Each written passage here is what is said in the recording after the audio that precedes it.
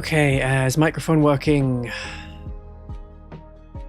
Yes, microphone is working.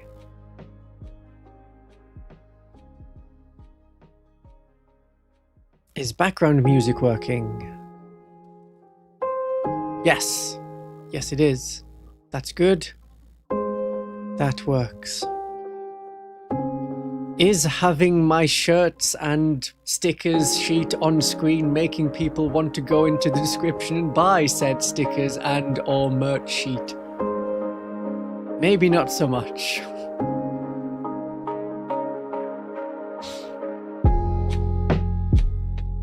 I don't know how you do like vampire orcs. They're rarely shown in like fiction.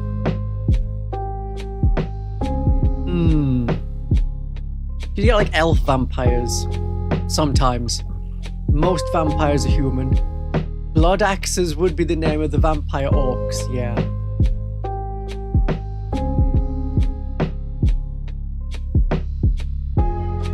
Thank you, Tiki the Hut. Thank you for a membership. Someone's gonna grab a membership. Someone grab the membership. It's Omnisire. Ooh. Very good. Snake Bites is also a good vampire-related one.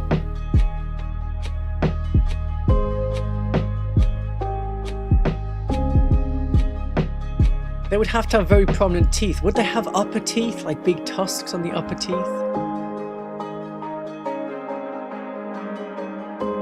And you have like the tusk teeth and the bottom teeth? Not sure, not sure. Have I ever played orcs? I have played orcs. I have collected many orcs. Remember, I started in 2nd edition, so I think I've got the Orc Boys from it, but I've definitely got all of the Gretchen from the 2nd edition starter set.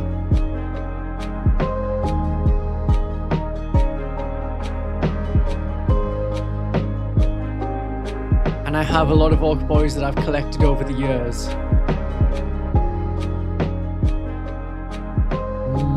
Yes.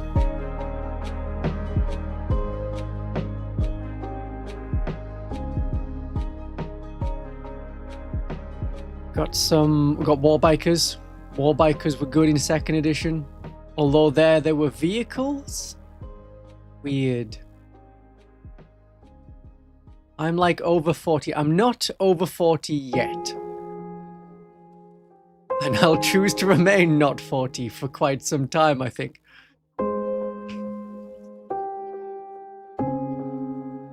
Okay, I think everything's set up now.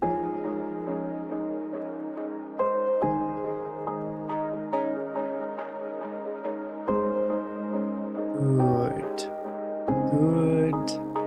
Streaming screen. There we go. Everything's in the right place.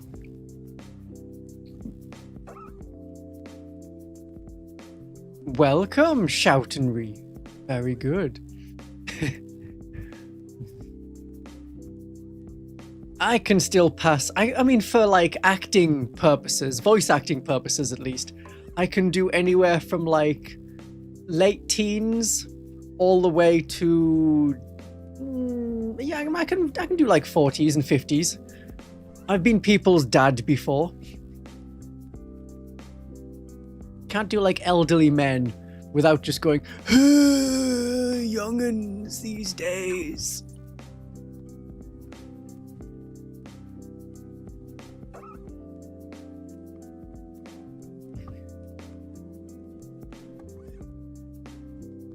Still alive, still good.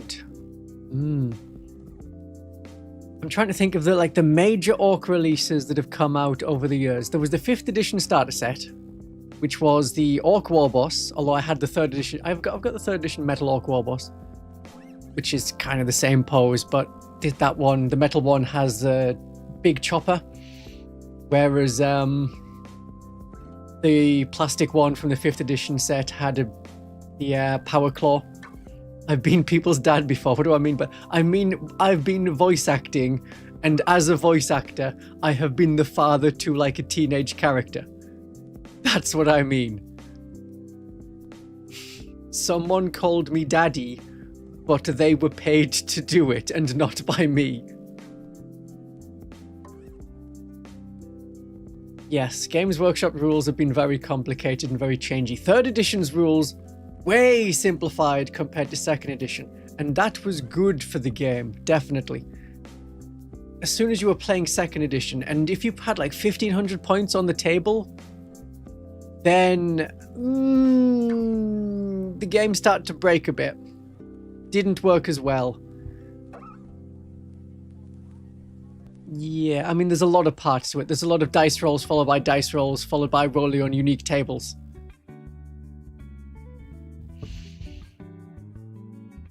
Like Warbikers. Each one is its own, essentially, vehicle. Each one could scatter out of the way and crash and stuff.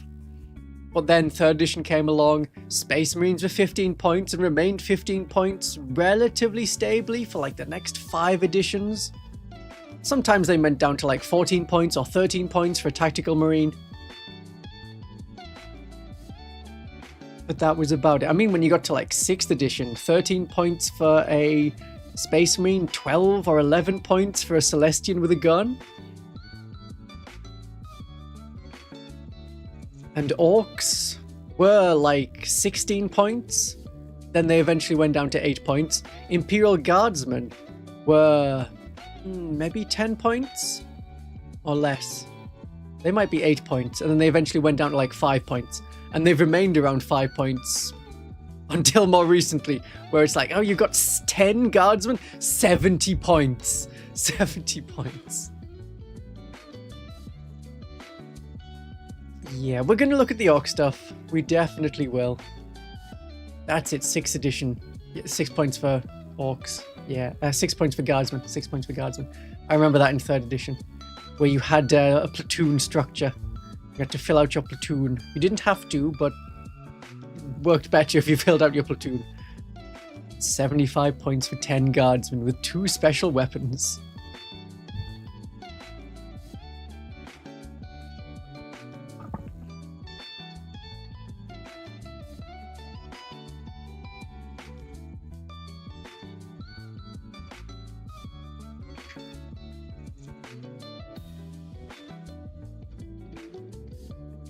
Miss the heavy weapons. Well, the heavy weapon, yeah, I also miss the heavy weapons.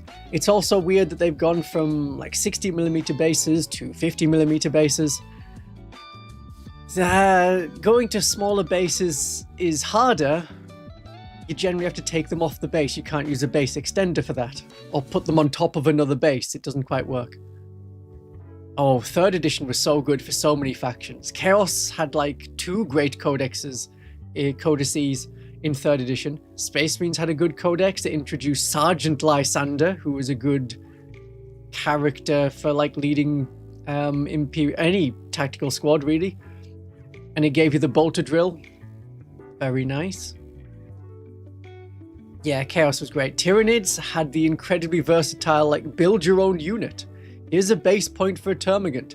Do you want to give them, I don't know, +1 strength, which also applied to their guns, because remember, they're bio weapons. And then you had Devourers, so you could do a lot. Or you could have incredibly cheap Spine Fist Gaunts. And that would take up all the enemy's bullets, getting rid of them with their, like, 6+ save. I think it was only last edition they went to a 5+ save. Otherwise, they've always been 6+. Can't remember what they were in 2nd edition. Do kids say swag? I don't know. I don't hang around with kids. Least cancelable VTuber. Is all of it leaked? Pretty much. We haven't got all the lore stuff. There's no Crusade rules, so you can't leak them. But it's got the detachments. It's got almost all the detachments. And almost all of the units, or maybe all of the units. And there's nothing else to come, because anything that isn't there is either getting removed, which is unlikely, or going into Legends. And if it's in Legends, it's gonna be in the app. But only the Ork stuff is gonna be in the app, and you'll only be able to see the Ork stuff if you buy the Ork Codex, which doesn't have the Legends unit rules, but they should be in their PDFs. They should get it put in their faction pack PDF, and then also in the app. It would be super weird if it was only like... if you buy the codex, you can see the Legends rules in the app, which you're then told not to use sometimes. There's still a distinction between Legends and not, mainly around can you buy the model. That's the big thing.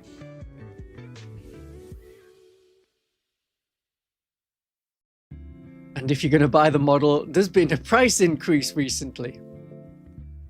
Has everyone gone, grrr, Games Workshop, the price increase, oh, this is awful, we can't do anything about this.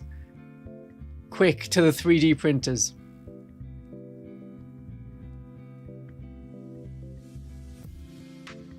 Yeah, Legends are gonna be undercosted, yes. I don't know if it'll be paywalled, but it should be in the faction packs for free. That'll be the idea, I think. It's super weird if they don't.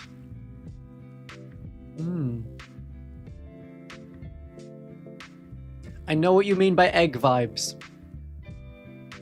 I'm not an egg. Don't worry. Or don't be... Or whatever. I'm not taking E. Can't use your favorite Ork model. Okay, yeah. It depends if it's a tournament, and in theory, tournaments either say you can use whatever's on the app, or they say you can use whatever's in the faction pack, both of which will have Legends units in them.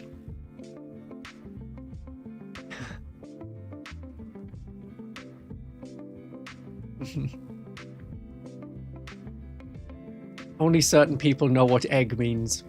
It doesn't matter, you don't need to look it up.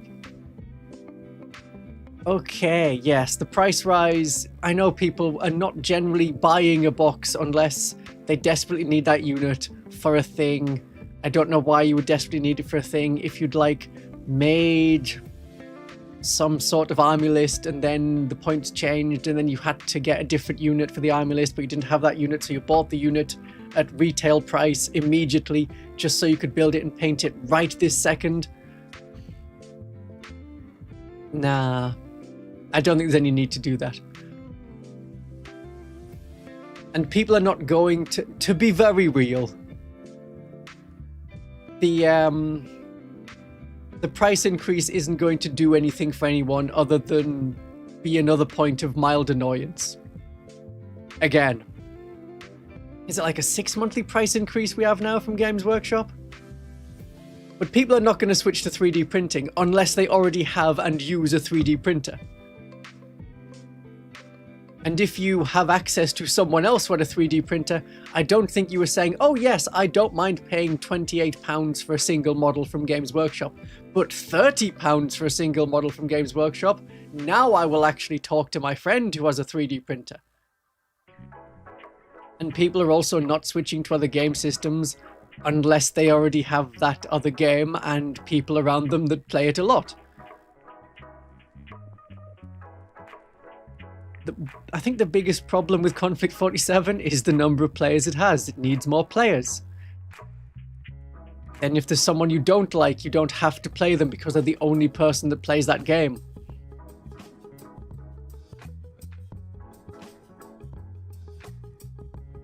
I think we've probably peaked on 3D printers. At this point, they're affordable enough that if you want to do 3D printing, you can.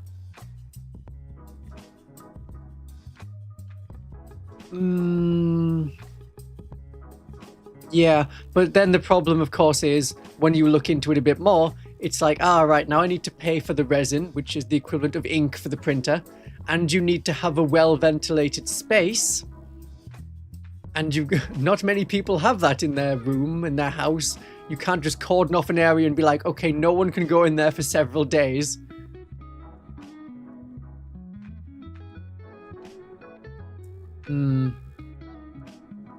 Yeah, I think we've probably reached the most 3D printeriness that people are going to get.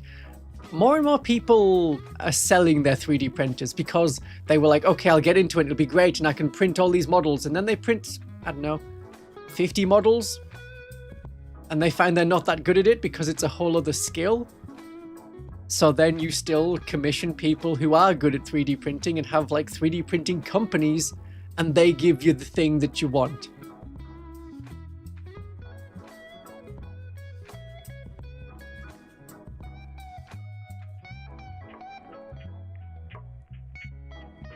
You need better resin as well. Otherwise, it's very snappable. I do have some resin pieces, resin models. The arms come off pretty often, especially if they're like guardsmen. Very thin. Don't like that. Thicker models that are like Space Marine level or bigger, they can work okay. Proxies from other companies are usually going to be better. And Warlord Games resin is good resin. That works. But that's not the kind of resin that most people have. And Warlord Games sensibly is going more and more plastic. Their big push in recent months is to make as much of their line as possible in plastic, which I'm all for. I encourage this. Yay, plastic is good to work with. From a modeling point of view, rather than a, ooh yeah, I gotta inhale those microplastics. Skeletons are worse. Otherwise, you get the weird lore skeleton problem of if a skeleton is the same thickness as a human, how massive were they with all like the meat on the body? The very first skeletons that Games Workshop produced were absurdly thin. Like super, super thin. Not too fun to put together. Then the next kit was the one that came out around, well, it's the current Tomb King's kit, basically. It's that one. Then they did another one in like 2008 for the Vampire Counts. Yeah, that sounds about right. And that's not going anymore because they replaced it with a one that's like the one from that board game where you kill the werewolf vampire. Cursed City. Pretty sure it was Cursed City. Yeah, you're better off getting things secondhand. Definitely that. Or, like I said in the video that released this morning, if you want to get into Konflikt 47, a full army is, what, £160? £165? With an optional £26 extra if you wanted a basic squad of guys. But they're also giving away like magazines, like 2 months ago, it was maybe 3 months ago, War Games. There's a wargaming magazine that's like all war games, not the White Dwarf. And they had sprues in there. So you've gotten like a full gladiator game in that before. And they've done the Konflikt 47 zombies in that before, which is like 15 models on a sprue. And then getting the magazine cost like £4. Wargaming Illustrated, thank you. That's what I was thinking of. You're waiting on a new Soviet starter box. That could be coming. The plan, as far as I know the plan, as much of they let me tell as much of the plan as they've told me that I'm allowed to tell you, the plan is to have new starter sets for, I think, all the factions, including the Soviets, around Christmas time. I think.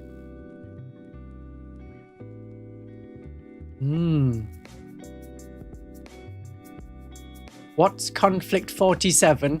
It's a World War II weird game. So there's zombies and werewolves, and it has its own lore, and the 5 major factions are still fighting in 1947.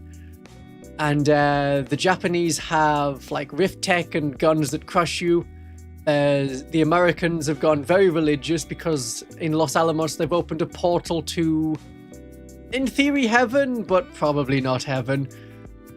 And they've got Tesla tech and jump troops, and also Captain America. But if every like 2 out of 3 Captain Americas went crazy and mutilated themselves, and the lore in the Invasion America book is kind of messy. The British are still going for their tactic of let's limit the amount of human casualties we have. So they've got Bletchley Park robots that look like 1950 robots. The Soviets are now at war with the Allies and the Axis, but they've got like harmonic resonance tech, which is kind of cool. It's like zappy stuff and also mind control things. Very 1950s again. And the Axis is not fascist anymore, or arguably is.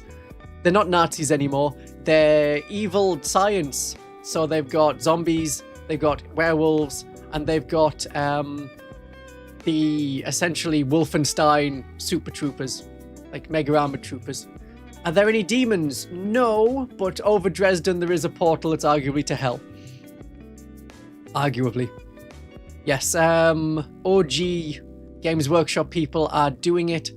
So, like Rick Priestley, he's a big one. Alessio Cavatori, I think I'm saying that right. People who were with Games Workshop originally. Paul Sawyer, the late Paul Sawyer, went and did their own company, which when you play Bolt Action or Konflikt 47, it feels very early Games Workshop, like 3rd edition. Yeah, we'll say 3rd edition, with like vehicle damage tables to roll on.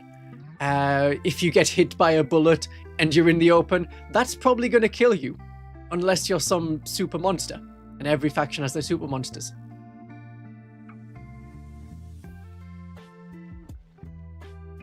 At least in Konflikt 47, they're less Nazi-y, and you spell it with lots of Ks. Swap all of the Cs for Ks. But gunning down Nazis is still fun. Right, shall we talk about the orcs? We can do some orc talking. Let me edit that. So we've done initial chatting. We're now talking about orcs.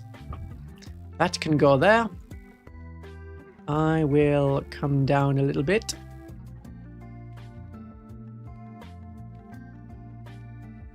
Oh yeah, the orcs. What are they pre-ordering now? Is it this Saturday? Or is it Sunday? I need to check when it is. I have affiliates that will give you this stuff cheaper. You can still pre-order it through them. And some of them even give you a bigger discount if you pre-order it. I think it's the one I cannot pronounce well, that's German. Taschengelddieb may give you a bigger discount if you pre-order things through them. Otherwise, there's generally discounts, we'll call them discounts, compared to buying through Games Workshop. Saturday, okay, yes, I need to be ready for that. At least to have made a post, essentially. Right, orcs. So, the continuous thought as the orcs were coming out with like information about the orcs. Yay, the orcs have come out, good for the orcs. Clap, clap, clap, clap, clap, clap. That doesn't want to move. Maybe a bit further over. Is that far enough up? Can that go a bit further up? I can go there. Yeah, that's fine. General thought was, oh my goodness, this is so broken, this is so terrible, this is the worst possible thing that could have ever happened to wargaming this century. Yes, the initial orcs looked rather strong, but we don't have points value. The Codex also isn't going to have points values. They've learned very quickly that there is no point putting in the points for the Codex when they're going to invalidate them within, I don't know, 12 hours of pre-order, or like a few days before it's officially out.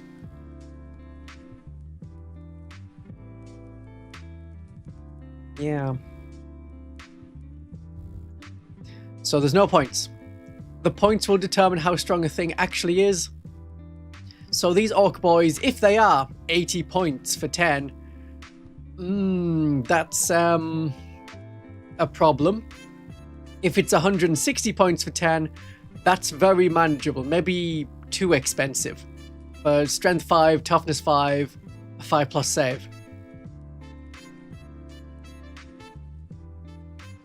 Units are stronger, but detachments are weaker. Remember that the idea about these detachments, which all seem to have 3 stratagems, pretty much. So they're looking like they're all 1 detachment point.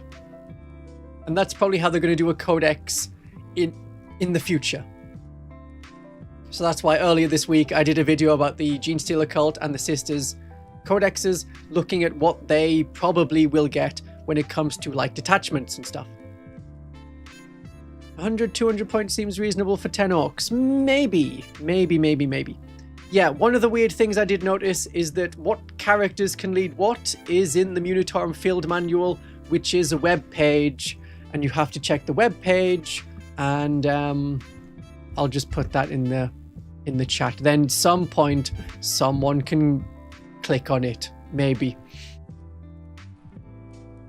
Yeah, so they're not going to be 2 detachment points from the look of it. So they're weaker because they're only 1 detachment point. You're going to have 3 of them.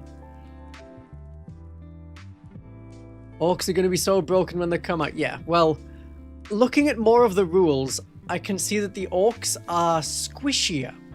It is easier to kill orcs than it has been. So if I start doing things with this. Okay, so we've got the Wa rule, which is the very first bit. Yes, we're now riled up is more of the thing rather than just the Wa turn. So you get more of an army rule that you can do things with. There's general bonuses going on. But if you want like the super special thing, then you get the good stuff. So being riled up, that's when you get your 5+ invulnerable save, which may only happen the once, or you have ways to activate it multiple times. You get assault on your weapons, so you can advance and shoot. Good that there's something for the shooting people. If you did want to have more orc gun lines, it's a bit more viable. Otherwise, I remember from previous editions, yeah, you could do. 6th edition was a very shooty edition. You could have orc gun lines with loads of shooter boys and looters and flash gates gunning people down. Or you would just use them and rush in and hit people with stuff because there's still an orc behind that shooter. Right, when you're riled up, you can advance and charge, same as before. But whatever happens, whether riled up or not, orcs can always re-roll advance rolls. That's a very mild bonus, but it can be quite useful. In my on-stream game, my mortifier moved towards the center, didn't roll enough for on the advance roll. I would have loved to be able to re-roll that, but I would not want to spend a command point to do it.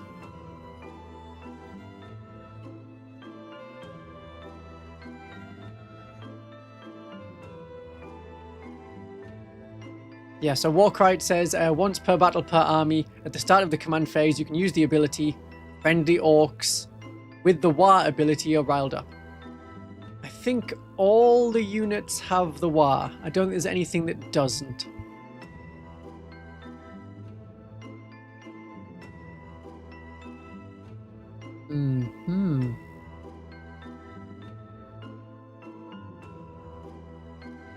Yeah, there's some weird changes overall to the orcs. But most of it is looking fine. A lot of this is reminding me of 9th edition. The good and the bad, but yeah, it's not all broken, all doomed. We're not done as a game. It's not power codex creep is back, or codex power creep is back, no. It reminds me of 9th edition. Yeah, there's a codex has come out and it's a little bit more ability creep. Say ability creep. There are things that this codex can do that the other codices can't because they're still using the previous edition. Something that happened in 9th edition, right at the start of 9th edition, was all Space Marines had at least 2 wounds. So in 8th edition, it was only, oh, you have to give your brand new Space Marines. If you get these Intercessors, then they're Space Marines with 2 wounds. Otherwise, Terminators had 2 wounds. That was pretty much it. You had the new Space Marines, or you got 1 wound, as you had done for the entirety of 40k. In 9th edition, the Space Marine Codex came out, and all of the Space Marines in that had 2 wounds. Tactical Marines, Devastator Marines, Assault Marines, all of them. But then things like the Dark Angels, their specialist units, didn't have an extra wound. The Space Wolves, the Blood Angels, they didn't have an extra wound. And the most annoying one was Chaos Space Marines. They got their codex very close to the end of 9th edition. Like 4 or 5 months before the end of 9th edition. They were already trying out new things for 10th edition at that point. Only then. So you're playing for 2.5 years where a Chaos Space Marine has 1 wound, and every Space Marine, I think including Scouts, may have included Scouts, may have not, has 2 wounds. It felt weird. So they're not going to do any big improvement. We're going to see like combi weapons are changing, torrent weapons are changing, psychic powers are changing. None of that is going to come to other factions. Not anytime soon. Heard that Oath of Moment is going away?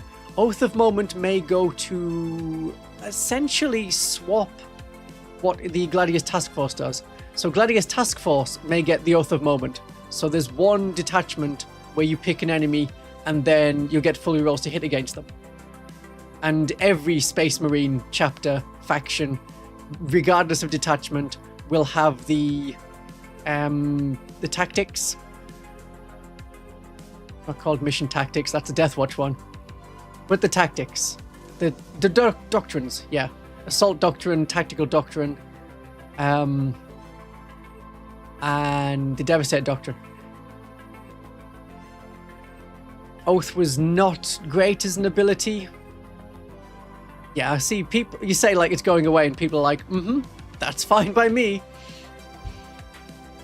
So every faction, yeah, should get a different army rule, which is good. And then we no longer have like, hey, it's Oath of Moment, but with +1 to wound to make it different. So mission tactics may become the Deathwatch army rule. Then you need to pick a new detachment rule for Black Spear Task Force.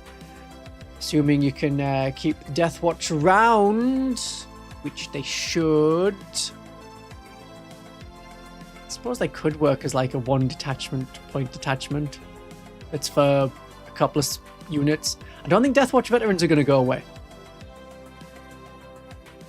Because they're still in the Codex Imperial Agents, unless they're going to bring out an Imperial Agents Codex soon, which I don't think they plan to. Yeah, so like Red Thirst may become the Blood Angels army rule. I don't know if like Salamanders and all of the Codex compliant chapters will have the doctrines as their army rule. That's the expectation.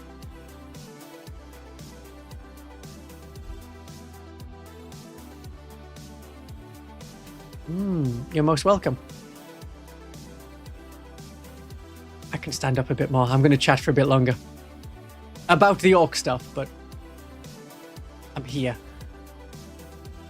Don't need that at the moment then. But we're talking about Ork stuff. You can see, it says in the top right, we're talking about the Ork stuff. Now, the big changes, yes. Oh yeah, they're going to be 15 detachments. We know there's 15 detachments plus others.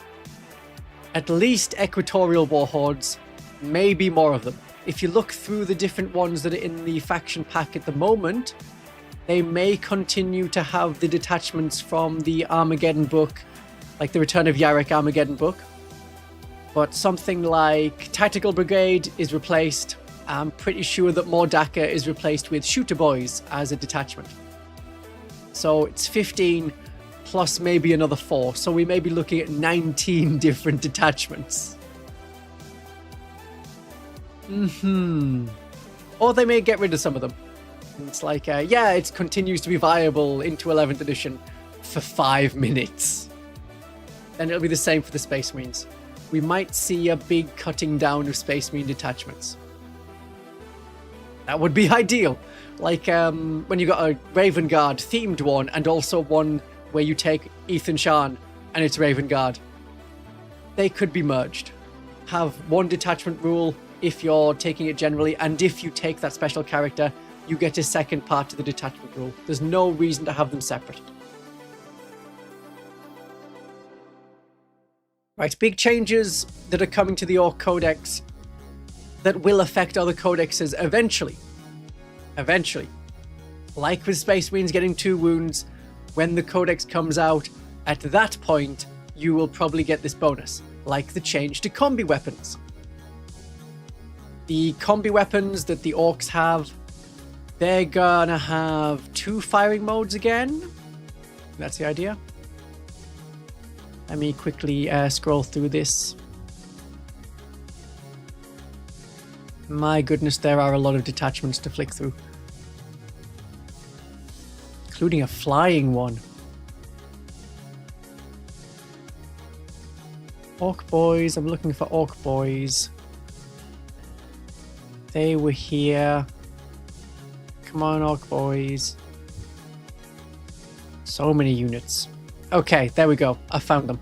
Right, so it'll be a combi rocket is different to a combi scorcher, which is different to a like twin shooter, custom shooter. Custom shooter is lots of shots. The combi scorcher is you can fire it. It is you pick whether you're using the flamer part or the more basic gun part. Same as the rockets. You choose whether you're using the rockets or you're firing bullets. This is much the same as it was in 9th edition.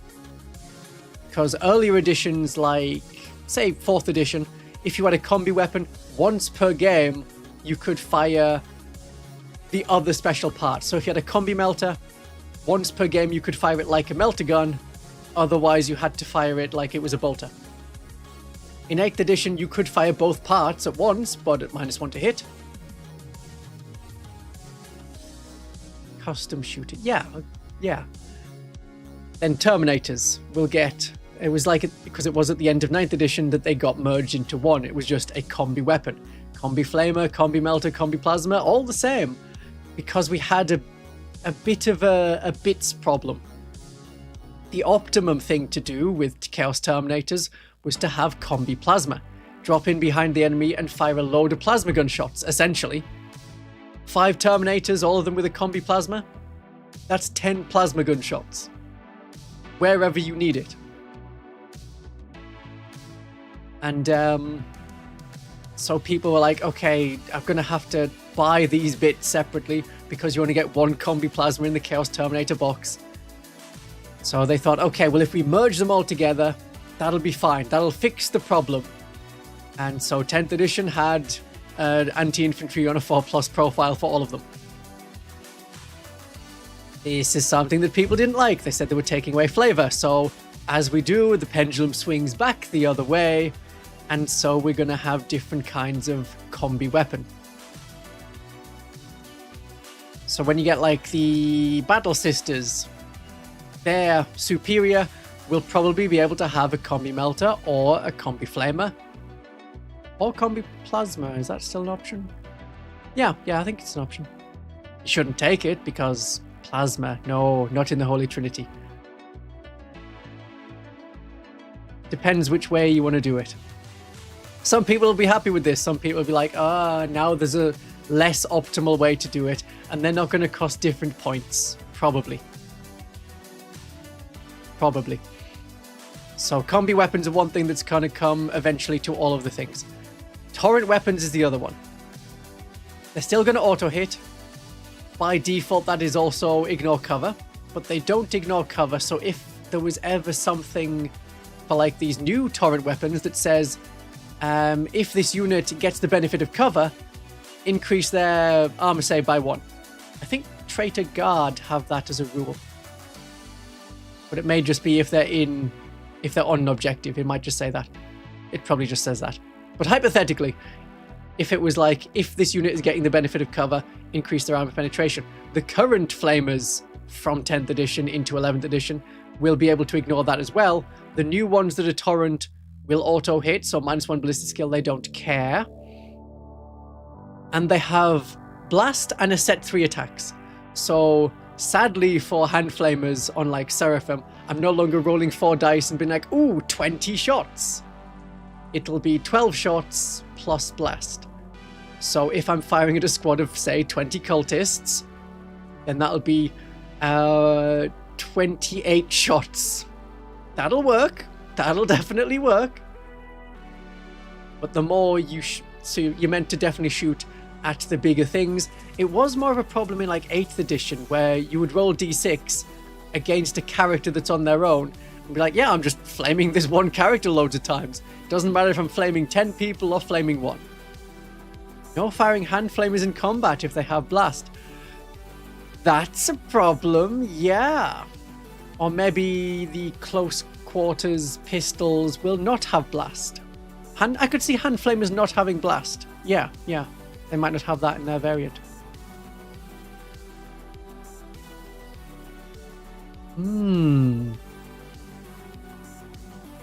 Yeah, so I expect the same for other books as we go on. So in Furnace Marines, for the Space Marines, a squad of 5 will always get 15 hits if every man is in range and there's 5 in the squad. And it's against something that is less than 5 models. Yeah. Other big thing is psychic powers, and I think I'm going to have to put this up on screen.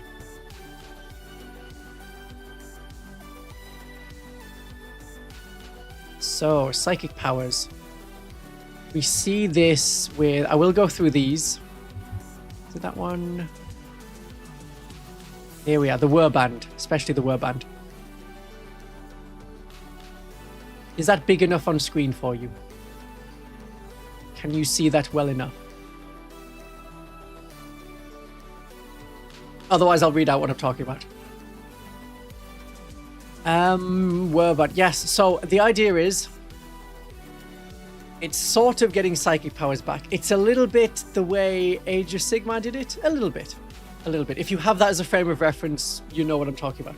So the Weird Boy has 2 psychic powers on their datasheet, and they have like a psychic level of 1. So in a, I think it's battle round, you can use one of their abilities. Pick one of the psychic powers essentially. You roll a dice. On a 1, you are battle shocked. That's sort of representing like Shadow in the Warp stuff. That's sort of Perils in the Warp. More that. Otherwise, your psychic attack works. Good. You get the benefit of that. If you were battle shocked, you can't do it. If you roll a 1, then you're battle shocked, which stops you from using other psychic powers, unless you have a way to become unbattle shocked partway through.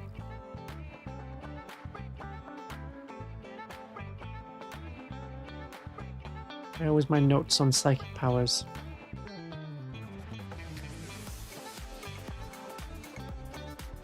Can't find it. Never mind. Yes, then we have this detachment, which is a psychic detachment, where you can increase the psyker level of your psyker. Which one is it? It's an enhancement. Warphead, the bottom right one. You have Psychic level 2, which gives you then Deadly Demise D6, otherwise they don't have it. You can reroll Psychic tests, so if you roll a 1, you can reroll it.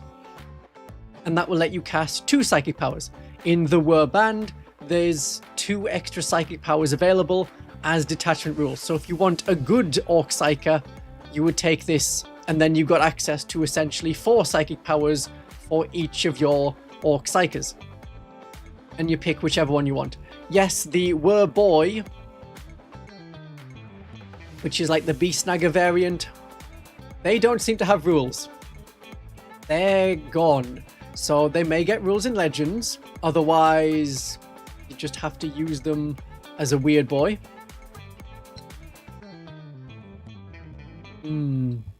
Yeah. Yeah, you would have to use them as a Weird Boy. Unless, they've got their own rules. Then you can, what was I saying? Yeah, so say the Weird Boy has rules, which they should do. Then they'll have like 2 special psychic powers on their datasheet. You can use one of them. If you upgrade one of them or do all of this Warband stuff, then they've got access to more. So you might have a Weird Boy with access to their own 2 powers, and these 2 powers of the War, and then a Weird Boy which has access to their own 2, maybe one or 2 unique powers, and then access to these as well. And you cast any one of them. It is an improvement to 10th edition Psychic, and not just that Psychic attacks ignore hit penalties, and wound penalties as well, isn't it? Or is it just hit penalties? Weapon skill, ballistic skill, maybe? I can't remember off the top of my head. It's a new rule, so it hasn't quite implanted itself yet. Psychic. Why is that not telling me what psychic does?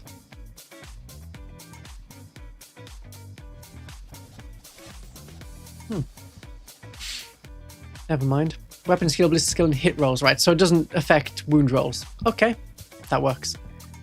Yeah, there's still going to be, like, psychic powers that are essentially shooting attacks. Let's go to the weird boy. Where's the weird boy? There he is. So for the weird boy, we have still got a shooting attack. Am I reading that right? No one ever gets good quality stuff with leaks. They're not like taking out all the individual pages and scanning them, usually because they're doing it as quick as they can on like a floor somewhere. So he's got Power Vomit as an ability, which is different to Edbanger, which was like a precision thing. This is the vomit that we see from the 10th edition trailer. And he's got his staff. Yeah, I mean, it is still a psychic attack to cast gun, Power Vomit. You don't need to roll a dice to use that ability. That's just a shooting attack. It's psychic, but you don't need to roll a dice to do it.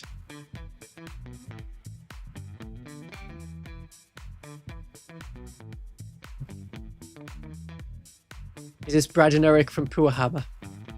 Yeah. At least one of them likes psychic. I can never get the right word, the right way around. It's like, I just do it with like Gork and Mork. Brad and or Eric.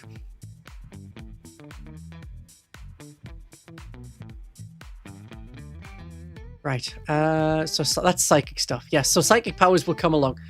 The Space Marines, their Librarius Conclave will be like totally changed, and then it's gonna be like that detachment I showed off, the Warband detachment. Well, it'll be more psychic powers, and then is there gonna be like 3 in that? They could just do 5 psychic powers. Say, hey, you've got psychers. Each one of them can cast one of these. I can't see if there's anything to say, like, you can only cast each one once. They just have access to it. Yeah, okay. So if telekinesis turns out to be amazing, everyone can cast telekinesis. Why not? If you're really close and you're salamanders, everyone casts fire magic, pyromancy.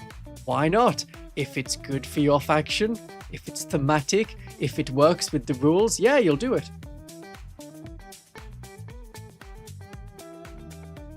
Good. Have we done that? Will the Black Templars get a spell in a bottle? No, maybe not.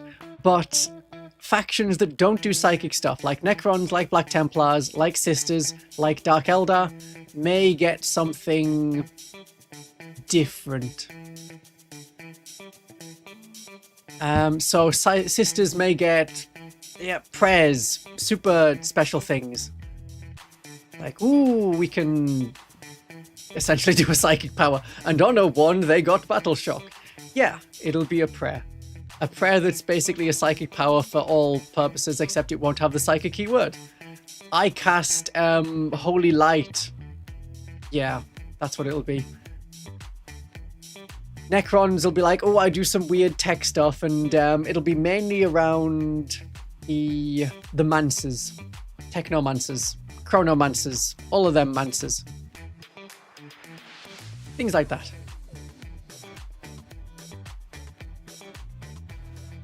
They'll be casting psychic stuff. Dark Eldar, I don't know, Homunculus might do more weird stuff. Fleshcraft, like some people get back up. Resurrections. Things like this. Any holy healing? Maybe not. They may just leave that to the Hospitaller. I did notice that the Ork Pain Boy, I think it is, well, we mention it when we get to the Pain Boy. They only heal and bring back models. There's no more feel, no pain. So we might see the same thing with the Battle Sister Hospitaller to bring her in line with the Space Marine Apothecary. So that's what we'll get from psychic and psychic adjacent things. Catan may have their own powers. Again, it's like Ephriel Stern. When there was a psychic phase, I think she did something in the psychic phase, or hers might have been just at the very start. The very first thing you must do in the shooting phase, as soon as the psychic phase is ended, but it's not in the psychic phase because she's not a psyker, that's when you use her abilities. Catan, I think they were used in the psychic phase, but they're not psychic powers, so you can't do anti-psychic stuff with, like, psychic hoods.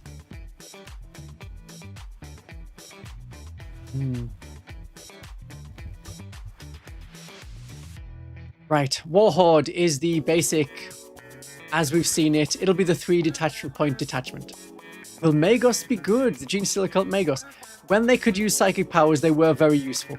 To be able to have a unit move faster, or advance and charge, or have +2 strength. They were good then. 10th edition, yeah, not so much, but 9th edition, 8th edition, Magos was good. Right, Warhorde is our basic one, so this is pretty much unchanged. Friendly Orcs have sustained hits. Woo! We'll see that the Green Tide is just for Orc Boys, but then it's also sustained hits for just the Orc Boys. So this is where you get your difference between your 1 detachment point detachment, which gives the thing, but only for a few models, a couple of units, and your Warhorde, which works for, like, the whole army. It looks very similar.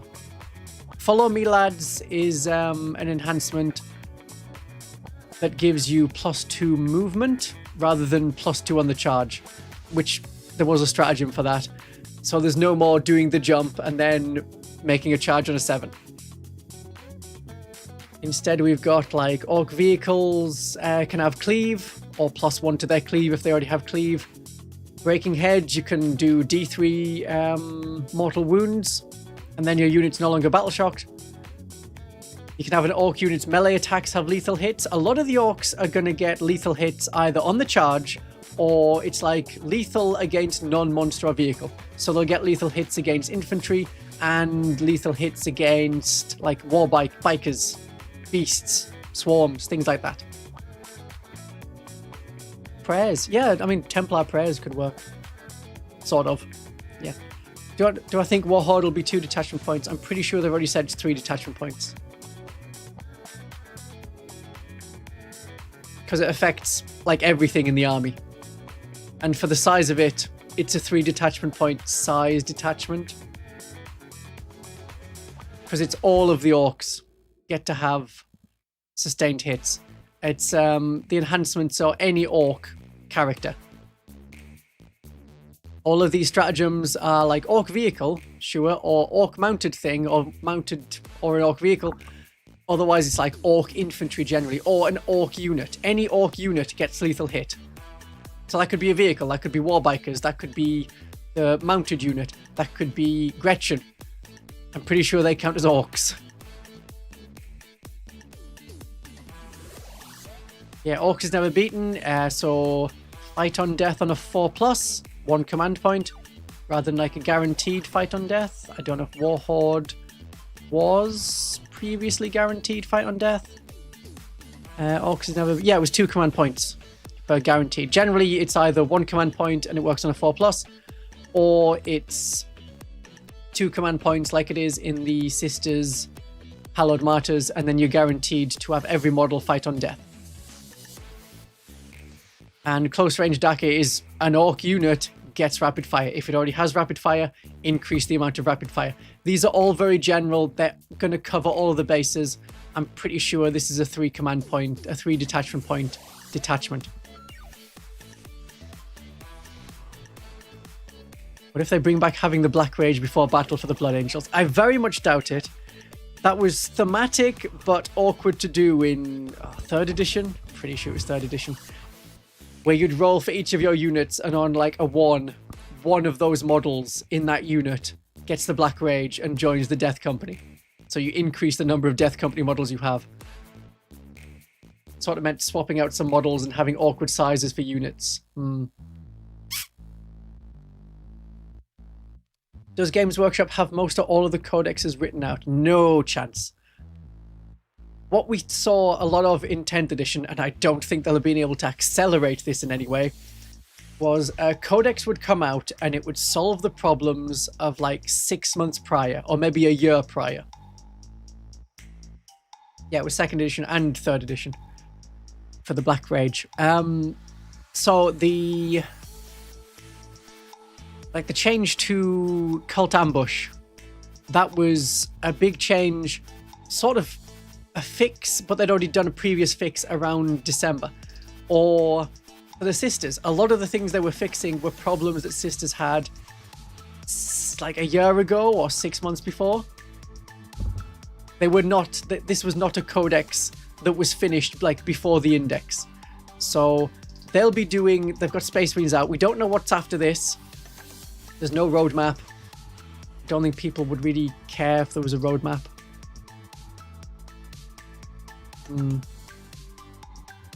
We might care. I would care. I would be like, ooh, that helps inform what I'm buying or what I'm talking about, certainly. They don't tell us these things. I'm not affiliated with Games Workshop. I just played the game.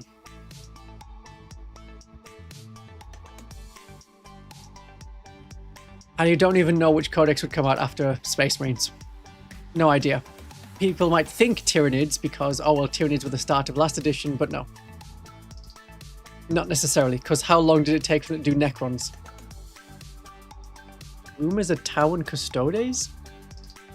That's an interesting idea.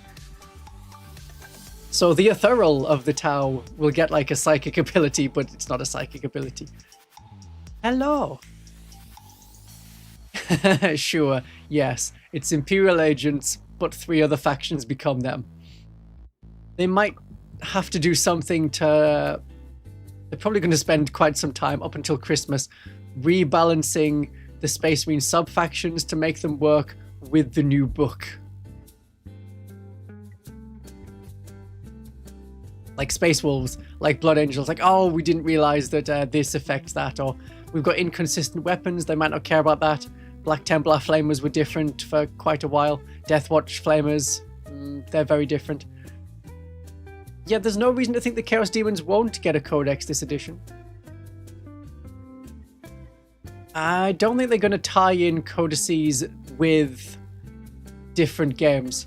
They didn't really do anything with Deathwatch until, what, 4 or 5 months after Space Marine 2 launched, along with several like Deathwatch related things.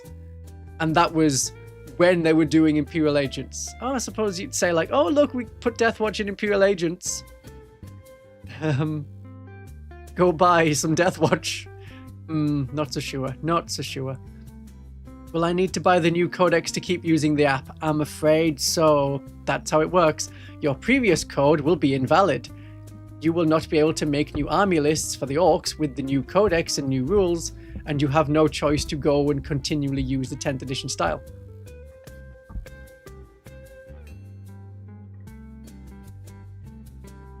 Orcs look massively overtuned. We're seeing that they might be very squishy.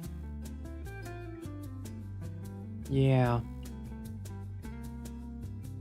I don't know if the new Deathwatch kill team is bad compared to the one before. I prefer the older models, but unit rules, it's perfectly fine. Decimus kill team, Aquila kill team. It's a decent kill team if you use it right. Okay, that's Warhod. Right, Green Tide. This is the obvious, hey, do you just have some boys in your army? Why not take this detachment? You don't need to have big hordes, you're not getting an invulnerable save all the time by default. Which means, even if you're playing Green Tide, Orc boys are squishier.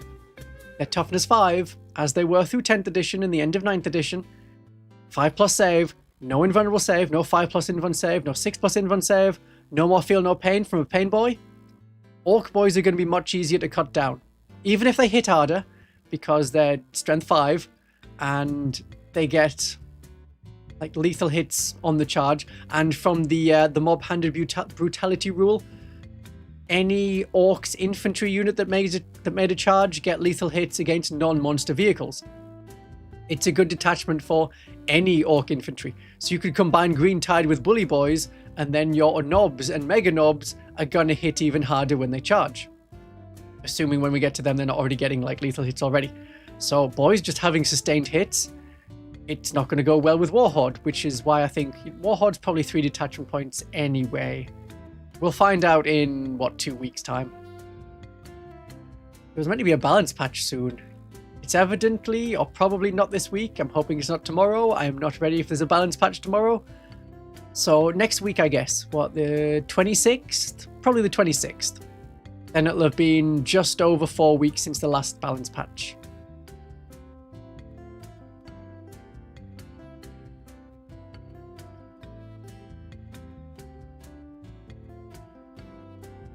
Yeah, I don't think...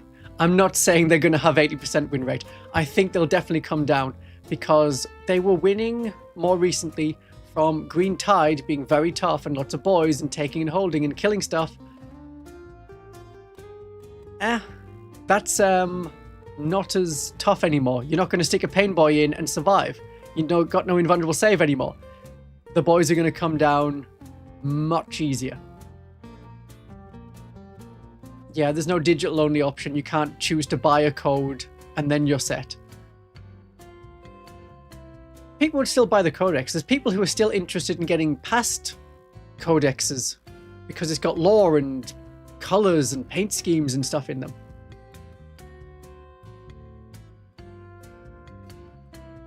Depending on your army composition, you're going to have 3 turns of the war. Not so sure about that part. You definitely got your main war. We'll see what the war boss can do. It may be like their unit gets riled up. So certain units will get extra war stuff, but not necessarily. Yes, Pain Boy lost the Feel No Pain ability. You must have just tuned in.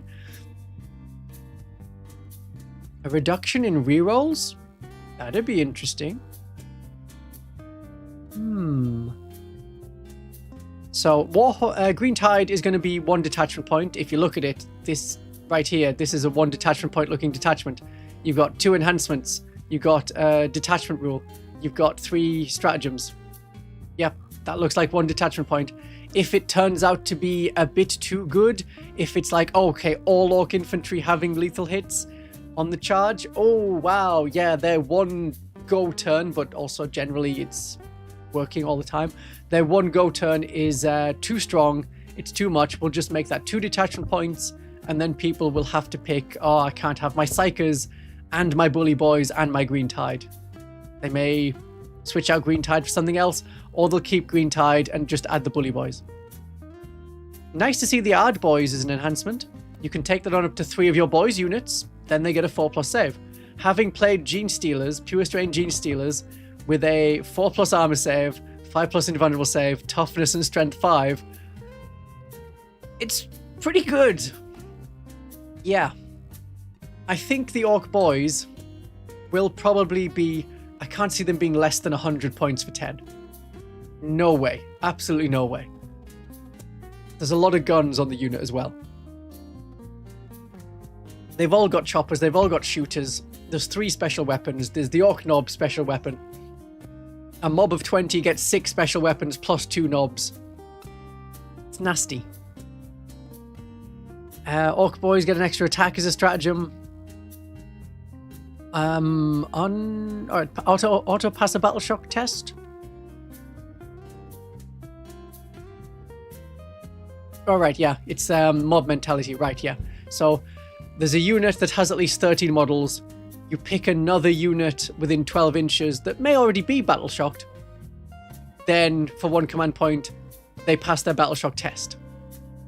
This is how you can get around Insane Bravery being something you do in the command phase, but it's a stratagem you use on a unit, and if the unit is already battle shocked, you don't become unbattle shocked at the start of the turn, so you never have the chance to use the stratagem. This lets you essentially unbattle shock a unit. Fair enough. +2 to advance rolls for Beast Snagger boys or boys. Yeah, that's okay, because you're going to be advancing and charging at some point in that war turn, the riled up turn. Then Bully Boys is your elite one. Again, it looks stripped down to 1 detachment point.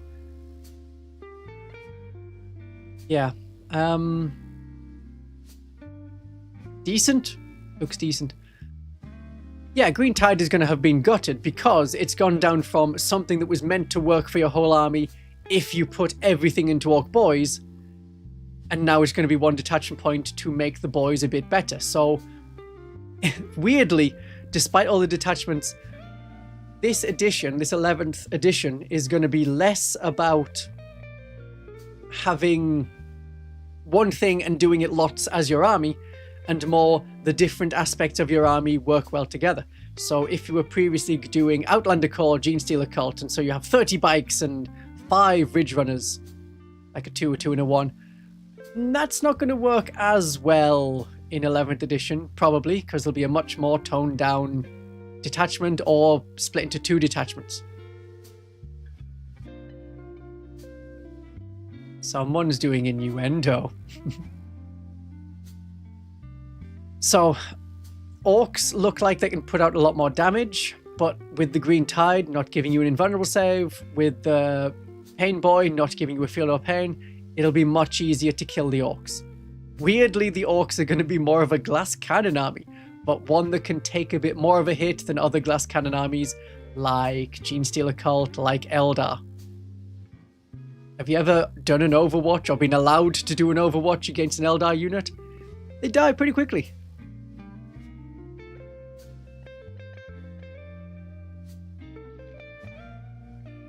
Yeah, you can split it up and play how you want to do it, and be rewarded for doing so. Which is where they were talking about the start of 11th edition with like a Terminator detachment, which I guess would be First Company. They might like take the Vanguard Veterans and Stern Guard out, or just do, hey, this is the Terminator detachment. I know it sounds wrong for them being glass cannons. It's pretty tough glass. It's reinforced glass. But it still could be glass. If you are an Orc player, and many Orc players have told me this, it's as soon as they start getting shot at or they get hit by anything, they die in droves. And that is true. It was when I was fighting Trevi's Raveners. Oh yeah, they're toughness 5, and they've got 3 wounds, but there's no invulnerable save. And it's a 4+ armor save, but they're expensive. Do I consider Sisters glass cannon? Not really. It's one of those, we have our toughness in a certain way, which means we're really not good into Thousand Suns, because it's low toughness and high armor save. And the Thousand Sun guns are medium strength and high armor penetration, the perfect things for fighting Sisters. Yeah, Space Wolf Saga is an example of Terminator detachment, but there'll be a generic Space Marine one. Maybe that's where you get Lysander stuck in there. And then there's a separate Imperial Fist one. You know the one. Or the... oh, what's it called? That one detachment that they brought out... was it in the Maelstrom book? The one where you get heavy, but you can move 3 inches and that's totally fine. Why can't I remember the name of it? Because it wasn't... Ceramite Sentinels. Yes, that was the one. Yeah, that was very much... are we just redoing the Anvil Siege Force? Because if we are, that's fine. Yeah, Ceramite Sentinels is what I was thinking of. It does work very well with Imperial Fists. Less good with Deathwatch. Deathwatch prefer other ones. Yeah. So, some factions will not get this many detachments? Yeah, probably not. It depends on your army. It depends what you've got already. I mean, the Green Tide and the Bully Boys, yeah, they're just reworks of ones they got in the previous codex. Tactical Brigade was their Grotmus detachment from December 2024. Now it's in the codex. Everyone got a Grotmus detachment, but then the Orcs also got Mordaka, which has been remade into Shooter Boys. Well, yes. So the Tactical Brigade, is this just giving troops, yeah, battle line to Stone Boys? Okay, this looks the same as we saw at the start of the edition. Mostly the same. Got sticky objectives, objective secured as a stratagem. You can start an action even if you advanced or fell back. We're seeing a few more of these as a stratagem. But the idea is that your sneaky commandos and your storm boys are now the ones that do all the actions and stuff. Or you're going to see regular orc boys. They can be in combat and still have the wherewithal to do an action. And I think the theming of that is sort of right, like orcs excel in combat. However, I think orcs would be distracted by combat more than anything.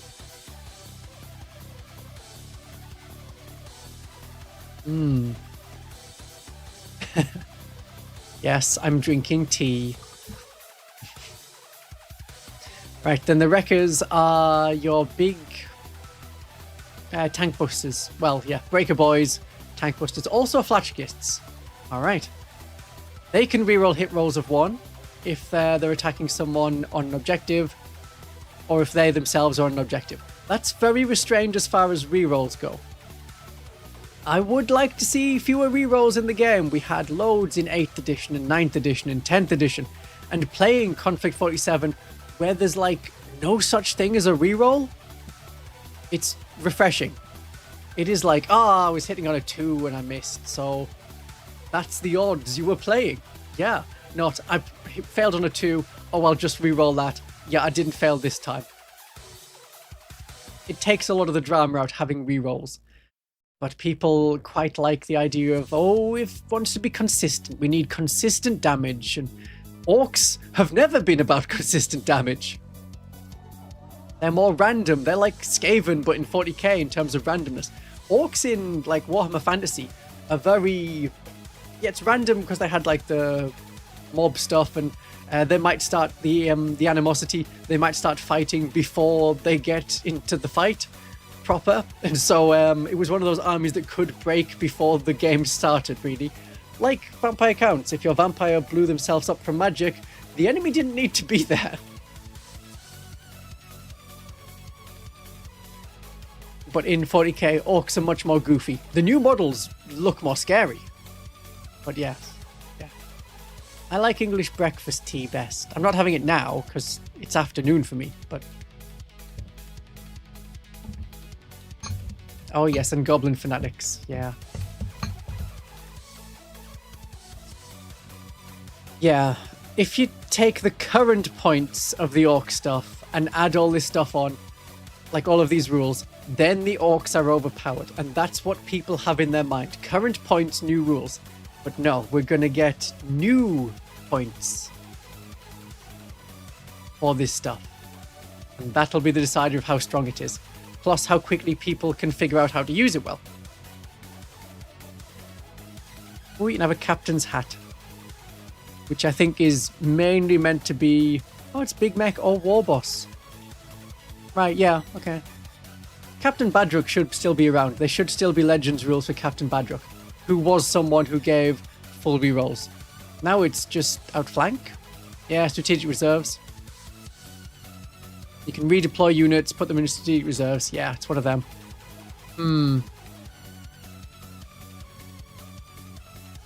So it's your invasion landers. Right, I see. And flash kits upgrade to give them rapid fire.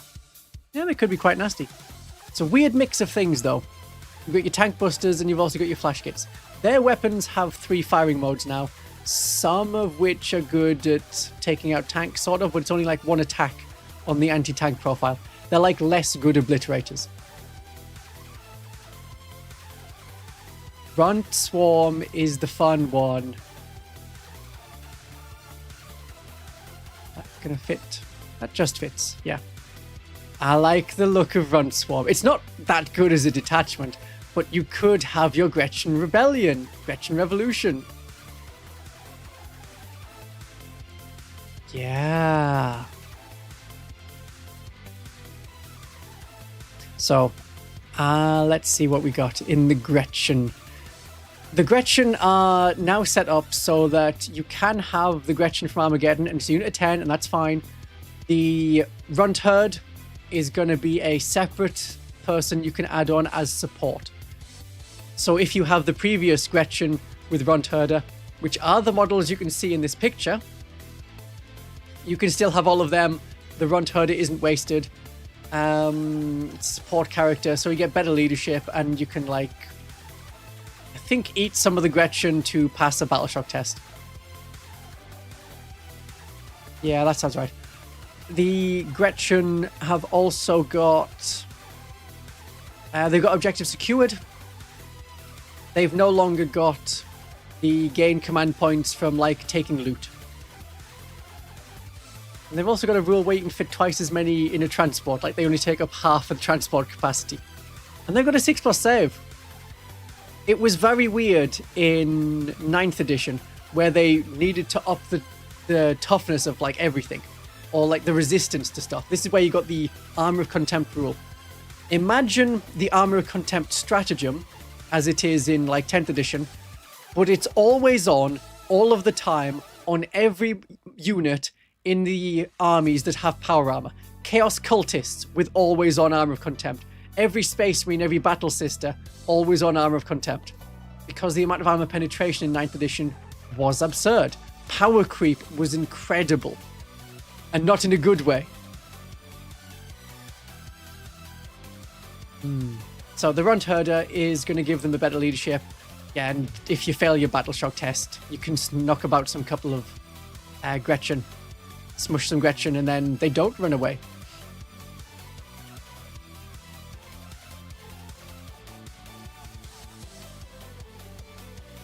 Bring back the 2nd edition shock attack gun. I don't think it was as good when it took up so many pages. And the shock attack gun has been in and out, weirdly, for a while. Very random, which is fun. Well, there are a lot of ways that the Orcs can remove battle shock. That depends on which detachments they take. If they take, like, Shooter Boys and Bully Boys, maybe not Bully Boys, but, like, if they're doing a bit more shooting, they're not removing that many battle shock tests. You might have one way to do it, and it's on Gretchen. Ooh, that's shocking. So there are some options. We're seeing more and more stratagems that will remove battle shock. We saw that at the start of 11th edition when we were looking at all of these new detachments. More and more stratagems, like in the Chorus of Condemnation. If you're near an Exorcist, if you're near Seraphim, Zephyrim, you can remove a battle shock. All the war bosses do it. Is it once per game? That may be less valuable. It might be a way to get around, like, Shadow in the Warp. The option to do something and how much you can deliver it on the table may be quite different.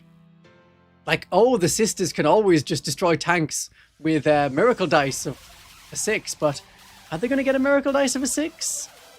Maybe they don't. Maybe they can't get a melter weapon in range at the right time. Right. In Runt Swarm, Gretchen are battle line, so you can have an army of 60 Gretchen or more. They can fall back or advance and do an action. So it's probably not a good idea to have this paired with the Tactical Brigade. You probably only want one. Pick which kind of unit is doing your actions, essentially. You can be extra sneaky, -3 detection range. You can be minefield detail so that they scout. You've got a reactive move. Or is it a normal move? Opponent's movement phase, they move within 8 inches, yeah. Then they move d6, or if they're attached, either with a Runt Herder or with Zogrod, then they go 6. Infested Warzone, friendly Gretchen unit is destroyed. You can spend 2 command points to add a Gretchen unit in reserves.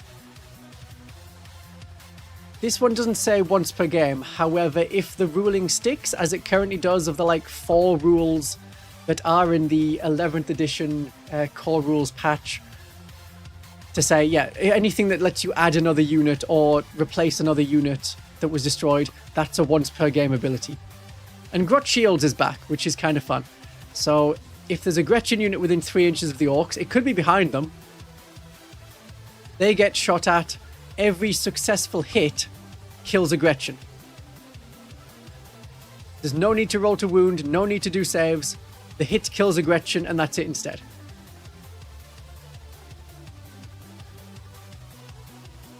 Don't know if sisters are keeping miracle dice.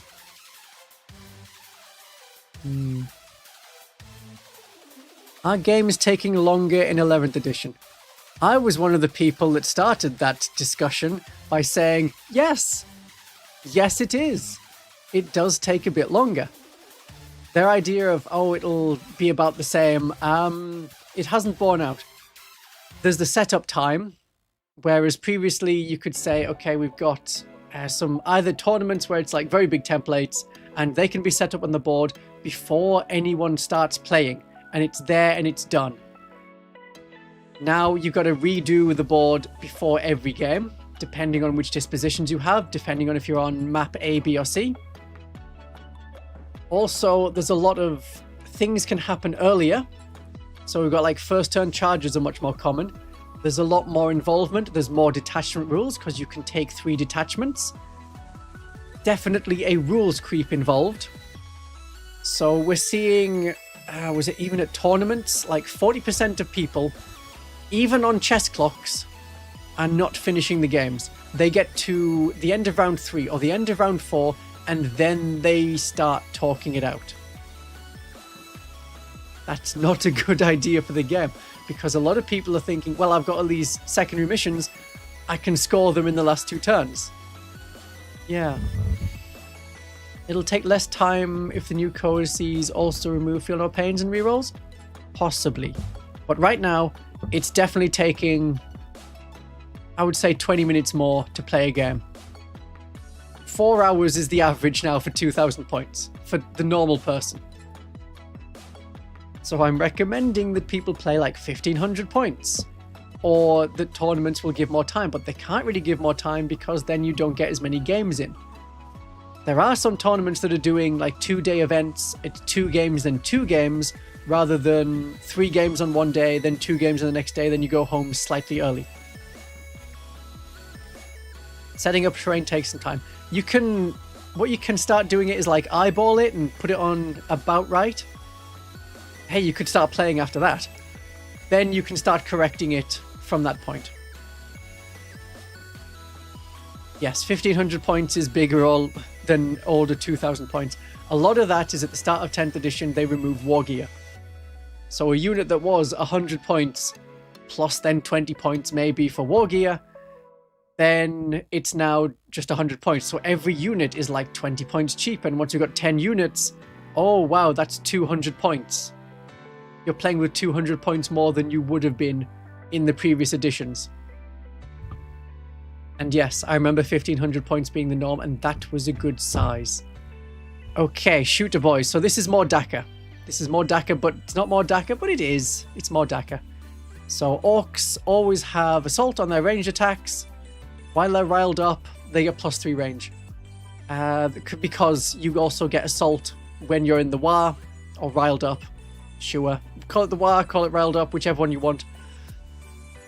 So it's a way of getting something extra. A lot of rules to remember.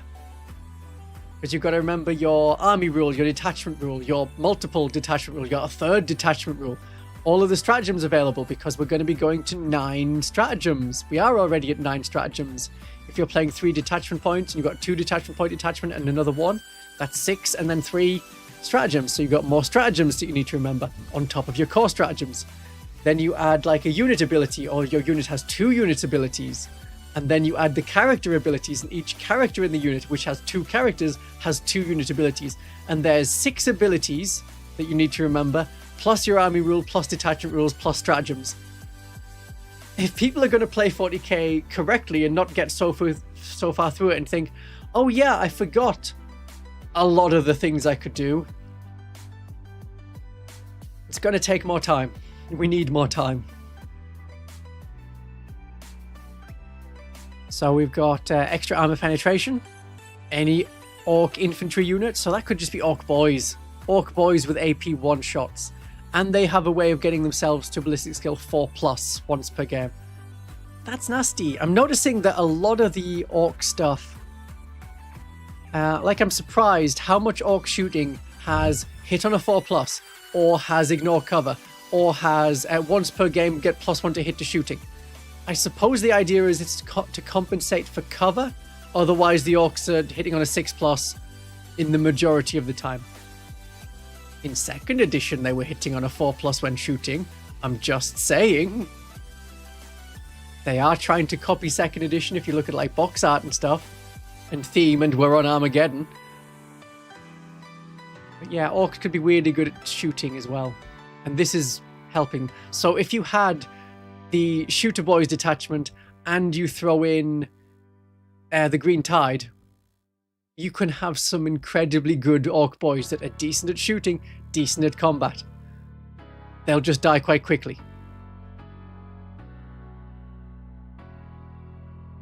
Yeah, one of the ideas in 9th edition, when there was 30 stratagems per faction, maybe more, depending on how many supplement books you had, one of the ideas was, well, what if you had a choice? You have to pick 9 or 3 or 6, whatever number you wanted. Whatever that was, that's how many stratagems you actually have available, because you get so far through it and you learn, I only really need these few stratagems, and oh, I haven't got Repentia, so I don't need to learn the Repentia stratagems. Stuff like that. There was a lot of flicking through the A4 pages of stratagems and looking for one that would save your bacon in just this specific moment. You do get the same thing in 10th edition, where if I'm playing like Bastion Task Force, okay, I've got advance and charge, fall back and charge, advance and action, I've got all that stuff on my battle line units. I need the -1 to wound me stratagem, if your strength is higher than my toughness. I think that's how it works. Angel's Defiant, and also the choice of lethal hits / sustained hits. Great, those are the 2 I'll keep using. Yeah, some of them could be incredibly situational, especially in 8th edition. 1,000 points is alright.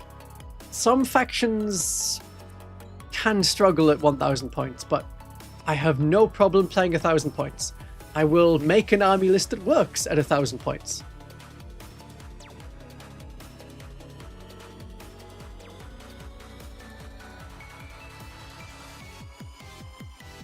Good stuff. Bonus range. Very good. Right. The big hunt. So this is where you're going to have... It's like... Yeah, it's your Squig Hug Boys. It's your random beast snagger stuff. All of them. The kind of snake bite, but they're not snake bite. They're their own thing, and they can be any of the different clans. You could have Goth beast snaggers, I suppose. The old ways are the best ways. I've always liked the snake bites. I thought, yeah, savage orcs is about right. Savage orcs is what I want, rather than orcs that are, yeah, weirdly good at shooting and firing a lot of bullets. So they're going to be like that now. So you have to assume that they're savage orcs, at least the regular boys, if you're doing regular boys as snake bites, that they're going to find guns and have a go at using them. There was a, now I can't remember if it was White Dwarf or fan-made in about 3rd edition, maybe 4th edition. There was a Savage Orcs fan decks, which also had like Mad Boys, and they had Trappers, which were much better at shooting. They were hitting on a 4+. Even in 2nd edition, at least in some of the scenarios, you could be like, okay, the orcs have 1 better weapon skill, but 1 worse ballistic skill. That was a fun way to do it. Just to stop the orcs from like shooting people who were hunkering down. These are all stratagems that are used in the opponent's turn. You've got a surge move. You've got going back into strategic reserves if you're within 6 inches of the battlefield. And you've got fall back and do stuff? Oh, when an enemy unit falls back, you get to do stuff, right? You make them take a hazardous test. It's the usual thing, stuff we've had in 10th edition. They have to be... Was it -1 to the hazard rolls? Let me read it. When an enemy unit is engaged with your unit is selected to make a fallback move, that enemy unit must use the desperate escape mode. If that enemy unit is a vehicle or monster, that enemy unit makes 3 additional hazard rolls for each beast snagger unit it's engaged with -1 to those hazard rolls, if that enemy unit is battle shocked. I see. There's a lot of words there where some of it sounds like it only applies to monsters. Otherwise, does it apply to everyone? Is the -1 to the hazard roll for everybody, or just some of them? Will this be an Ork channel as well, this edition? No, it won't. I have not talked about Orks much. This was just, I fancied an excuse for a live stream. There we go, this works. You could use Orks from, like, Old World. They do make decent beast snaggers with, like, tin hats and stuff.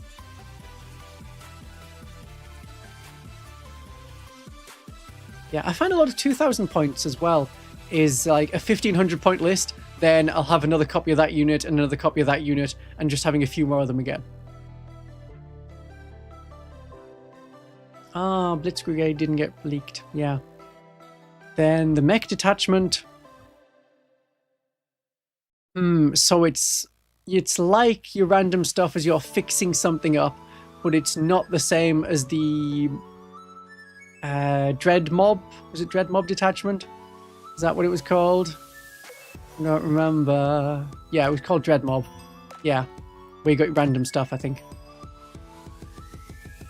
Or I can just look.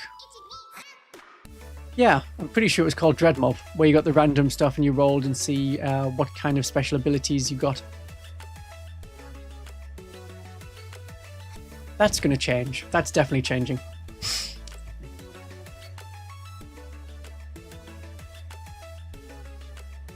So you could do a very random kind of detachment, which is Madcap Mechs and then Dread Mob.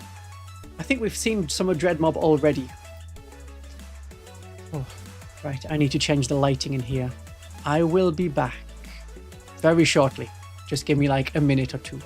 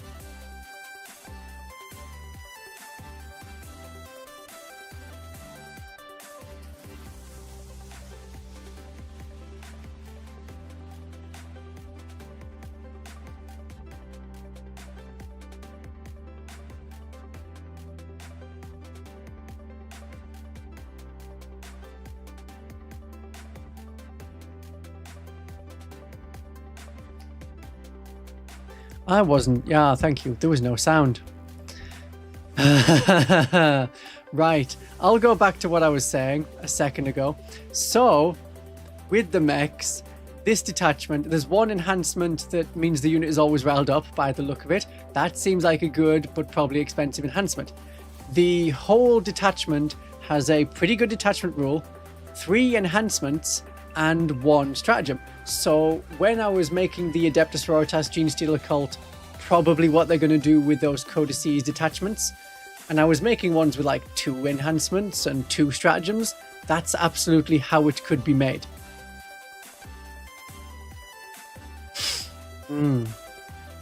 Okay, good. Good. Right, yes, then no Blitz or Dread Mob available in this leak, which is sad for people who wanted Walkers, but I think we've seen the Dread Mob already from Games Workshop on their side. Then the Cult of Speed. Now, the Cult of Speed, pretty sure that had a rework in itself. Now it's going to get a rework again, but cut down. So, Warbikers are battle line. Good, that's appropriate for it. Any speed freaks that make an advance or fallback move, they get assault, even outside of the War, riled up turn. And they can still charge. They can advance and charge, and they have assault. So it's advance and shoot and charge. It's fallback and shoot and charge with your speed freaks unit. That's better. That's good.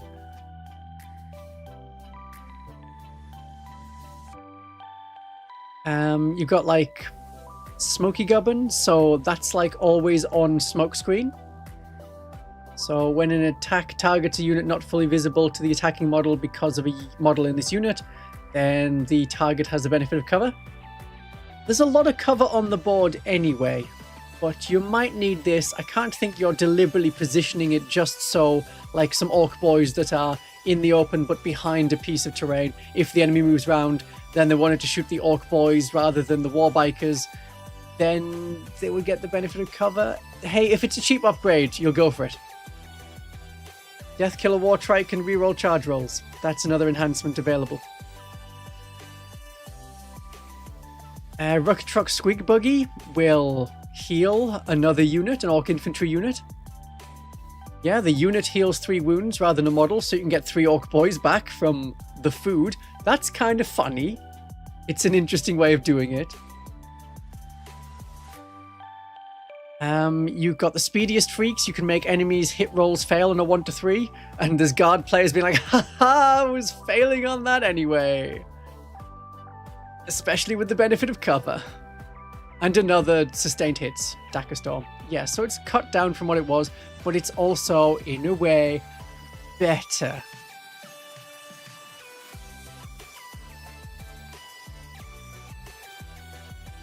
But now... Oh, they don't have fall back and shoot. They can advance and shoot. They can't fall back and shoot. So they can fall back and charge. They can fall back and not charge. They can advance and shoot and charge. Right, so you're missing one of the steps. I see. I see.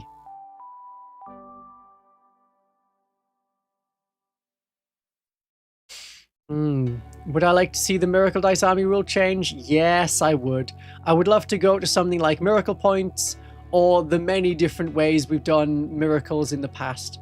So taking a leadership test or rolling under or over the number of models in the unit, depending if you want like a big buff that's going to be like super amazing for all of them. Like if the whole unit gets sustained hits, ooh, okay, so you've got to roll over the number that's left, or the whole unit wants to fight on death, so you're going to roll under the number that's there. Ooh, +1 to all saving throws while not battle shocked. The idea of Shield of Faith is having a 6+ invulnerable save. That's essentially what Shield of Faith is. Yeah, I mean toughness 3, 2+ save. We don't have much of that yet. One of the rumors about the Space Marines is that the different marks of armor are going to have different stats. So your Tacticus and your Tactical Marines are going to be toughness 5. Your Phobos models are going to be movement 8, but toughness 4. Your Gravis Marines already have different toughness. But that was an idea. What were the sister army rules before Miracle Dice? Or was it always Miracle Dice? No, Miracle Dice came in halfway through 8th edition. Before that, they were doing lots of roll these tests. Roll, like, pass a leadership test and do a cool thing. Spend a miracle point to attempt to pass a leadership test and do a cool thing. And then a simulacrum let you, like, re-roll the leadership test for that. Or do another... I think it was re-roll the leadership test for that. Or, yeah, you could have got to pick some units at the start of 8th edition and they got certain bonuses. Or you could roll randomly and see what you got as bonuses. I can't remember if that was army-wide or, like, that unit for that time. They also had, at the start of 8th edition, in the movement phase, for an act of faith, you could shoot in the movement phase, and that didn't stop you shooting in the shooting phase. So one cool thing I could do was fire bolt pistols at Zangors and kill them. Then I'm out of combat. Then I can shoot at a different unit. 8th edition is the beginning of time. For many people it was. When they had a very big reset and they were like, okay, we've got these new and improved and super special different Space Marines, that did bring in a lot of people. It was really, like, when they realized 6th edition was not doing well, and they instantly launched 7th edition, which also, in different ways, didn't do well. Then they were thinking, okay, we've got to have, like, a structured business plan, and we'll run this as a business. So they started doing business things in, like, 2015, which was around when they were like, okay, cut the end of 6th edition now. We need a new rule set. Yeah. So you could pay Miracle... Yeah, every unit could have... Like, look at the Dark Eldar. They have pain tokens, and you can spend a pain token to do something special with that unit, something unique to that unit.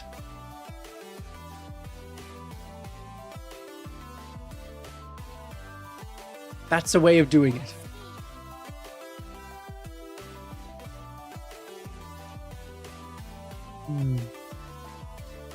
There's a car alarm going off. It's very distracting. Now it stopped. They finally stolen the car. Okay. Nope, they haven't stolen the car. The car alarm started again. Yeah, people thought the hobby might generally die around, like, that 2015 thing. Because 6th edition... I liked 6th edition for a lot of stuff. It was very shooting... Like, if you had a shooting army, it was dominant. Even Ork shooting. Especially Tau shooting. That was nasty. Eldar were nasty as well. But they've been nasty in every edition.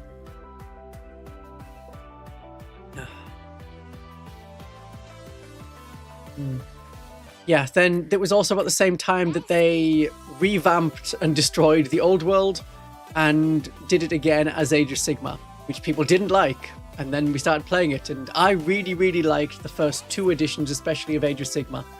Then, chatting to people about it, I was thinking, why did I stop playing Age of Sigmar? What was it about 3rd edition that made me essentially drop it after a few months? And why have I only played 1 game of 4th edition? And that came out, what, 2 years ago now? And it was because of the updates. They did this 3-monthly, like, Game Pass thing. You had to, or you were meant to buy this mission pack, which gives you the missions for this particular time. Oh, we're fighting in Gur, so this also gives you your formations, which is which is how you make your army. So, oh, you need to have either 3 battle line units, and they're your beast hunters, or you've got to have monsters, and you need 2 monsters or something. Yeah, I couldn't keep up with that, didn't care to keep up with that, so I'd get to a table and they'd be like, oh no, you've got to have, like, fire things now, so you need to have 1 ranged unit. Like, oh, okay. Didn't know that. Bit late. Didn't know the pack had changed. Spearhead is very fun. I do recommend Spearhead as perhaps the only way to play Age of Sigmar. There are many people who only play Age of Sigmar through Spearhead. They don't play any other kind of Age of Sigmar. Wow, we're nearly at the end of the edition. Then, hypothetically, as one of the rumors, which has been either panned as not happening or absolutely certain to happen, they're going to break Age of Sigmar and go to the new old world. I was okay with the silliness of it. It was very wild and wacky. So, first edition, second edition were very good. First edition because you could use all your old Warhammer Fantasy models, and because the rules were so short.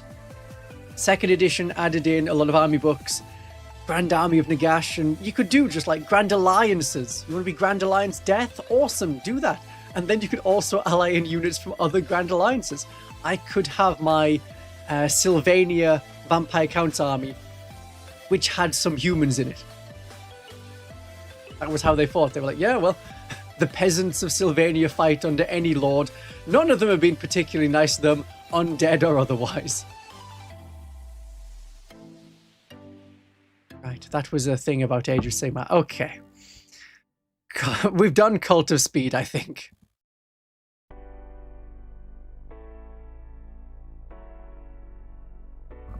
Then the Flyboys. So, aircraft don't count towards your strategic reserves. You can have lots of them.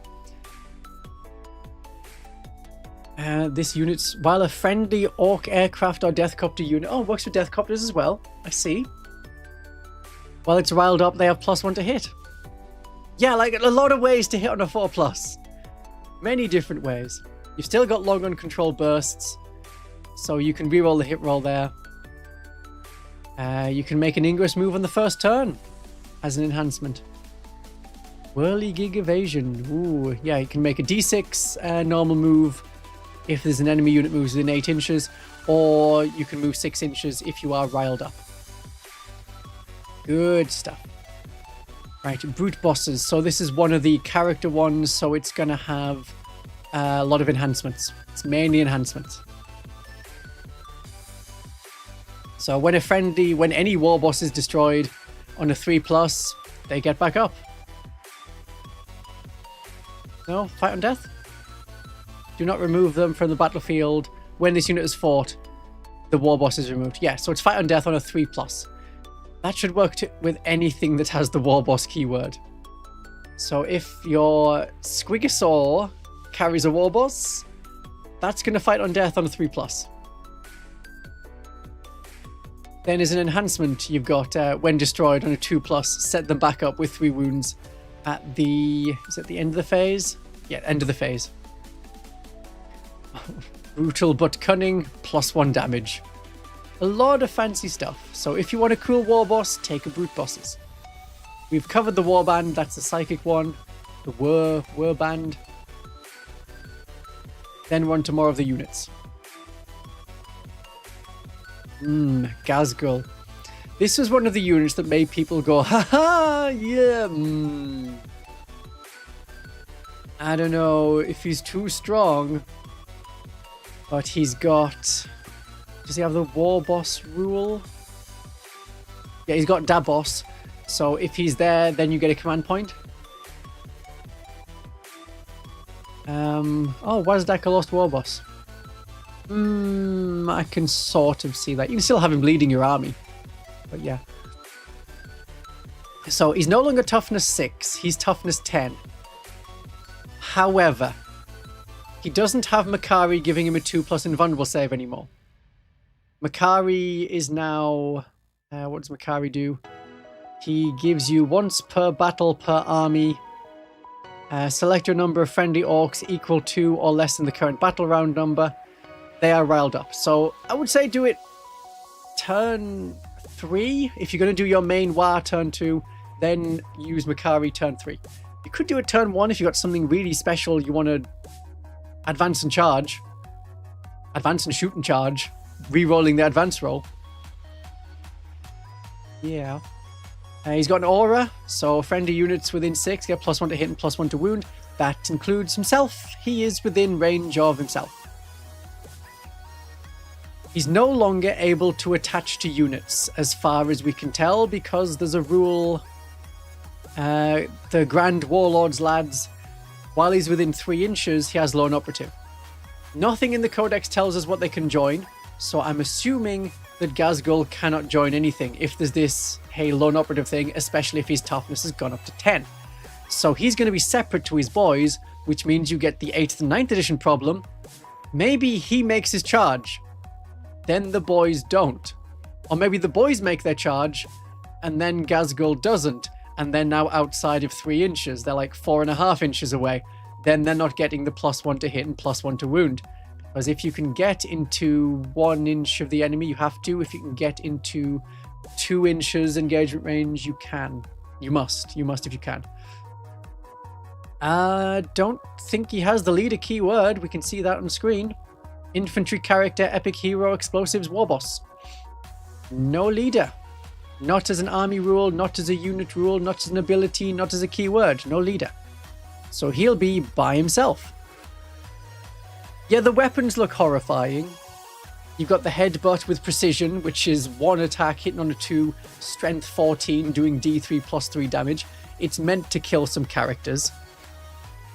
And then you've got 2 different kinds of firing Mork's Raw. One is aimed, in quotation marks, which is rapid fire 4, 12 shots, lethal hits against anything that's not a vehicle or a monster, hitting on a 5+ though. Or you've got point blank range, which is 9 inches away, where it's torrent.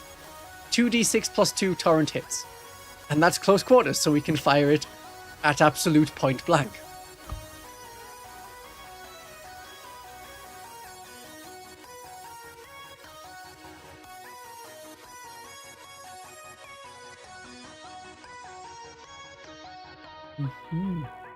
What I had other things to say. Yeah, he's now on like a killable level similar to Primarchs, or similar to like big demon princes, in that they also have lone operative when near infantry. So it's similar to taking out the Swarm Lord, but he's probably going to be way more expensive than the Swarm Lord, or significantly more expensive. He'll also have the gain a command point thing. No, Swarm Lord doesn't do that. Swarm Lord gives you a command point. It's the Tyrannid Hive Tyrant that lets you do the thing for like 0 command points. Yeah. I think I could take him with an Exorcist. He has a 4+ invulnerable save, so that's more of a problem, and 16 wounds to get through. But I could take that slowly with an Exorcist, or I'll take out other things and then there's nothing for him to support. Nazdreg is another one that he's got Deboss, so if he is your warlord, then you'll get a command point at the start of the turn. Deboss at the start of the battle round, if a model with this ability is your warlord, yes, so it does matter who is your warlord. There's therefore not as much benefit taking both of them. Maybe don't take both of them. He's much easier to kill, being toughness 7 and 8 wounds. He has leader as a keyword. You can see that as a core ability above the army rules. So we know that Ghazghkull definitely isn't a leader. Nazdreg is, and presumably will join Meganovs. But we don't know what they can join until we see the field manual updating. Right, the regular war bosses. Regular as they are. Still toughness 6 and 6 wounds. Still 4+, 5+. What does the armor robot do? When they're selected to shoot, this model's range attacks have +1 to hit. I think that's better than like a one-off lethal hit. You're more likely to hit. It's a way of offsetting like the benefit of cover. And many of the things like the combi rocket shooter already has lethal hits, non-monster vehicle. So you got your big chopper, which has cleave. That's a lot of nasty attacks. Or you got your power claw, which is strength 12. So you can either have strength 12 or strength 7, but with more attacks. That depends on what else you've got as like enhancements you can take. Might is right. If you make a charge move, then you get 3 more attacks and +2 strength. It's not tied to the war. But they do have once per battle round per army. Whoever it was that said so, it was once per battle round. Yes, you're right. In your movement phase, you can pick a unit within 6. They're no longer battle shocked. And they are also riled up. I hope the war boss goes up in points since they have the ability to cast army rule every battle round. That's quite nasty. It's a reason to not take more than one. And it is a bit clearer that it says once per battle round per army. So if we see like other war bosses, do they have the same thing? Intimidating motivation, that's what it's called, isn't it? Yeah. So it's the same as the Space Marine captains. It doesn't matter how many captains you have, you can only use rites of battle one time across the army, because it is, you can like make one use of this ability. They're using a lot more Age of Sigmar terminology, where they're saying like once per army, once per battle round, things like that. What happens when a unit's toughness is lower than the leader's? You use the bodyguard's toughness for all of the things. So, as an example, in the battle I did against Trevi, I was attacking his Tyranid Warrior Prime, toughness 5, with my Palatine, but even though I was using precision attacks, I still use the toughness of the bodyguard, the toughness 3 of the Hormigans, and you roll against that. This is a reason perhaps not to take a Neuro Tyrant with Neuro Gaunts. Then your toughness like 8 goes down to toughness 3 until they're all destroyed and the enemy has finished their activation. So until the end of the activation, you use the bodyguard's toughness, because it's assumed that all of the attacks are happening at the same time.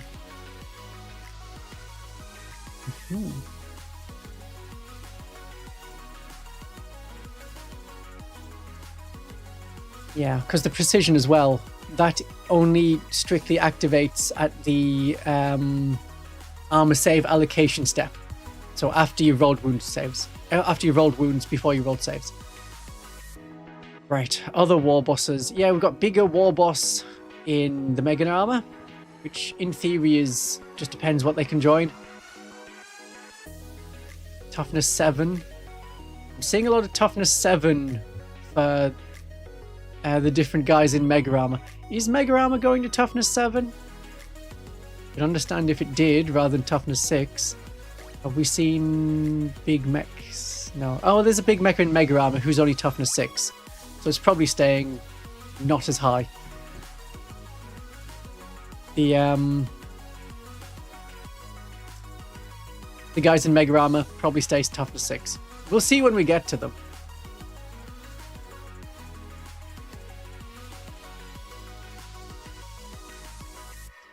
Okay, so a big mech with shock attack gun. There's no general big mech anymore, is there? No, that's right, you moved to Legends in 10th edition. The big mech with the force field. So now you've only got big mech with shock attack gun or big mech in Mega Armor. No other kind of big mech? Oh, there's big mech with shock attack gun. What's this guy then? Oh, he's just a big mech. Alright, he's got the Mega Blaster. Right, so big mech with Mega Blaster is the big mech. Okay. Then we've got big mech with shock attack gun. Ah, the big mech Daka rig. They've added the character keyword. When they were talking about the article and mentioning it and stuff and saying, oh yeah, this is a great character to lead your army, then we looked at the datasheet. This doesn't have the character keyword. Well, now the big mech Daka rig does have the character keyword. So you can have a big mech Daka rig leading your army because it's a big mech. And he does have the big mech keywords. But the way keywords work, he's big mech. Even though the word mech is there, he isn't a mech. So if there's anything that affects just mechs, it doesn't affect any of these big mechs. So we've now got, what, 3, 4 kinds of big mech?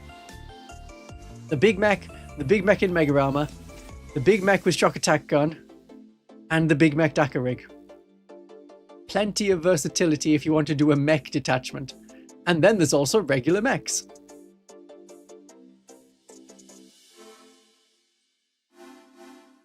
So many kinds of mech.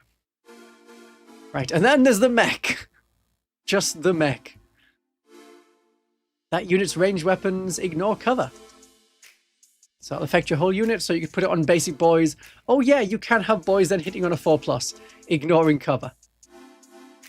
Got your custom Mega Slugger. That's 4 wounds on a mech. I'm sure there weren't that many last edition. I think it was only 3 wounds. I could check, of course. I might just do that. Mech. Basic mech. Nope, it was 4 wounds. Totally wrong. I must have just killed them quickly. And still, you can heal D3 wounds on a vehicle, and have +1 to hit for that vehicle. Again, but that was continued from last edition, but a lot of +1 to hit. That will also work in combat. You're going to make orcs decent at shooting again. I don't think I like that. And everyone's got a slugger. Deathkiller Wartrike is a leader. He's a boss. And as a war. So as da boss, all of the other war bosses were also da boss, weren't they? Yeah, war boss in Mega Armor's da boss. A war boss is da boss. So if you have any war boss that is the boss as your warlord, you get a command point. Really want to see a points increase on these war bosses.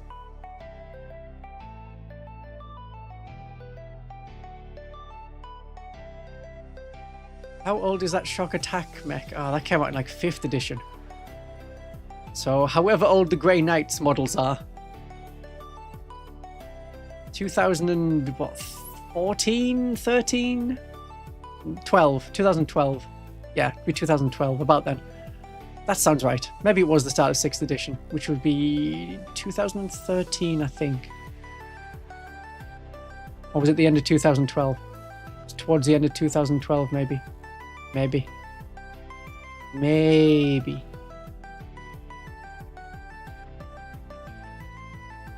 Yeah, that sounds right. End of 2012. Okay, let's move on to the Beast Boss, who is also the boss and has a Feel No Pain of 6+. You are right that Wazducker Gutsmeg isn't the boss. Beast Boss is the boss. Oh, yeah, we've got abilities. +1 to hit for the unit. Seems fine. Beast Boss, he's got a 6-up Feel No Pain. I think the more regular Beast Snagger boys have finally lost their 6-up Feel No Pain, which was annoying to roll. It's like, aha, 2 damage. Okay, well, first one, didn't roll a double 6. Next one, didn't roll a double 6. Next one, didn't roll a double 6. And it just slowed it down so much. Now they've got an invulnerable save, which works well enough as a way of establishing toughness. Increase the toughness stat. Increase the armor save. Give them an invulnerable save. Give them a Feel No Pain. Don't give them a Feel No Pain, though. Yeah. The boss is, the boss is a model that is your warlord. If your warlord has the boss rule, then you get 1 extra command point.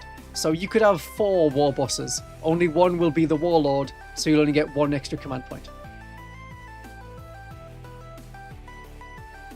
Yeah, it depends which detachments you combine as to how many stratagems you'll have. So if you did the big mech detachment with the war boss detachment and then the boys, you're getting 4 stratagems available? Yeah. You're saying it could be super strong. It depends on the points. Seeing the orcs as less of a horde? I don't know. They might end up being a proper, like, middle-of-the-road army. Hope there'll be something for our whippy arm boys. Are we talking about arcoflagellants? Yeah. Yeah, I mean, orcs being a middle-of-the-road army could be fine if they're going to end up being, like, on par with Space Marines. Higher strength than Space Marines, higher toughness than Space Marines, but only 1 wound and a worse armor save. Yeah, I mean, if you go back to 2nd edition, they were almost on par. There were many stories of, like, an orc beating a couple of Space Marines. Then we got into much more of the Space Marines are the best at everything. They're just so good. Woo! Oh, right, yeah, the arcoflagellants. Yes, I would like either their toughness or the wounds to go up and remove the Feel No Pain. That'd be fine. Toughness 4, 2 wounds. Yep, that sounds good for me. Although, is that then people thinking, this is a naked Space Marine? It's just naked Space Marines all over. Oh dear. Repent, you Space Marines.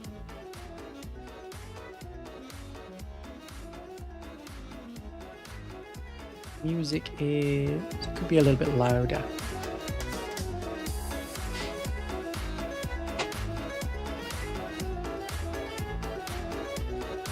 I think the sun's finally gone down.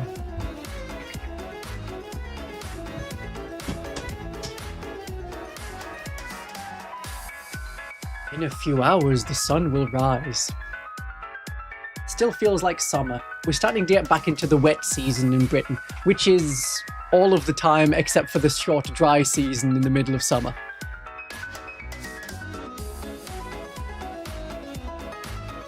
Yep, they're still fiddling with the strength and the toughness. That's music's too loud, you think? Okay. Yeah, turn it down.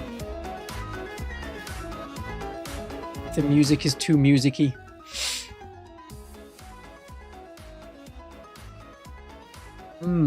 Yeah, it's one of those things that you can keep doing. Now, what they did at the start of 10th edition was they stopped having the cap at 10, which is something that had, I'm pretty sure, since Rogue Trader.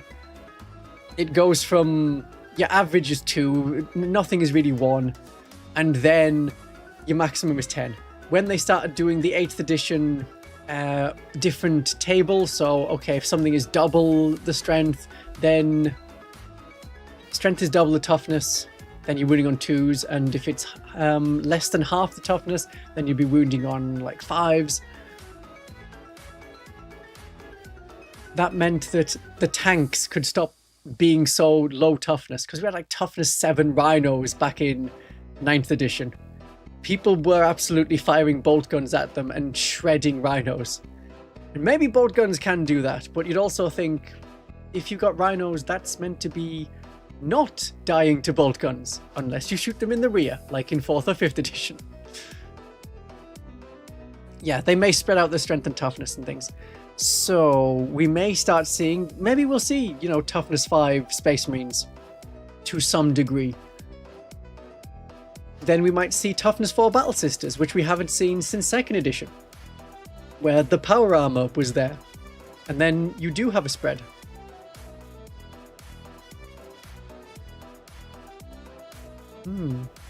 Have they lost all their fun stuff? There's still some of the fun stuff, but it's less random. Like the Dread Mob is more guaranteed to get good stuff. Just roll 2 dice, get good stuff, and then what? Take 1 hazardous test for the unit? So you might slightly damage a killer can, but they'll be much better in their shooting. Yeah, rear armor 10, so glancing rhinos to death with bolters. Depends on the addition as to whether you could destroy an enemy vehicle through glancing hits or not. Punching it also worked. Crack grenades, you had to think, okay, do I need to take crack grenades or not? Same as you're now thinking in bolt action and Conflict 47. Do I need to take anti-tank grenades for 2 points a model? Is that a good investment or not? Speedy boy. Right, Zogwart. Is Zogwart significantly changed? Just Super Squigs, Super Runts, Super Gretchen. So they're always riled up. And their tiny knives are +1 attack, weapon skill, and strength. That's funny. That's great. I think I'm going to play against a Zogwart again. He doesn't have the scouts anymore. Notice they have removed the scouts, which was a bit of a problem. I'm going to add him to my list of things to play against. Next time I meet an Ork player who wants a game, I can say, hey, I would love it if you would use this guy. I tend to just use a Runt Herd model for him because I've got the metal Runt Herds with this big grabby claw and a whip. So that makes a decent Zogrod. Okay, then we've got the big beasties. Beast Boy on Squigosaur. Beast Boss. He's also the boss. Has a feel no pain. I don't think these join units anymore. Maybe they do. Yeah, so Mozrog has an ability that says if you're within 3 inches of a Beast Snagger unit, then he has Lone Operative. Not other like monsters. So you can't have Mr. Scragbad right next to a Beast Boss on Squigosaur and then he gets Lone Operative. Is the beast boss on Squigosaur still joining things? Well, he's got an aura. Friendly beast snagger units within 6 inches have +1 on charge rolls. Can make beast snagger units not battle shocked anymore and makes them riled up for a bit. Yeah, if he's within 3 inches of a beast snagger that's not a character or monster, then he has lone operative. Yeah, so I think these are going to go separately. So unless you're within those 3 inches, that's very exorcistable. Toughness 9 means I'm winning on 3s. You got your 5+ invulnerable save. 10 wounds, I can get through that with exorcist missiles. So they're all solo. I see. So we assume they don't join the units. Point costs are no longer in the Codex. No, all point costs from the start will be in the Munitorum Field Manual website. This website. That's where you've got to go to find your points. And your points changes. And also what units you can join.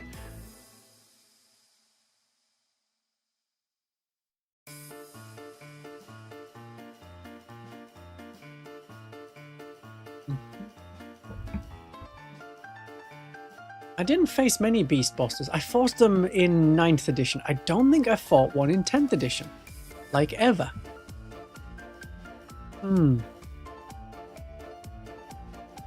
Because in 9th edition we had like temporarily some like ice rules. So if you charged across the ice, you might take essentially hazardous tests to fall through the ice. So a beast boss did indeed fall through the ice before he could charge my, I think it was Imperial Guard. I might have been playing Imperial Guard at that time. Still using the 8th edition Codex. Because the Guard did not get their 9th edition Codex until about 3 months before the end. Well, it was announced in January. Came out in February proper. Otherwise, it was in like this big army set. And then the new edition, people started talking about that from March. Yeah. Not ideal. At least in 10th edition, they got all the codices out significantly before the end of the edition, which we knew was coming. Right, is Boss Snickrod the boss? No, Boss Snickrod is not the boss. A big boss, also not a boss. He's support though, so he can join things. Bannerknob, do they give you +1 toughness anymore? No, that was a very short-lived thing from the Armageddon starter set. They've evidently had a really big rethink about how they want to do things, because the war boss is significantly changed. Otherwise, he was like just carrying over a lot of stuff from 10th edition. Bannerknob changed. The Weird Boy changed. The Big Mech Daka rigs, all their keywords seem to have changed, and some of their abilities and stuff. I wonder how long ago they started rewriting the orcs.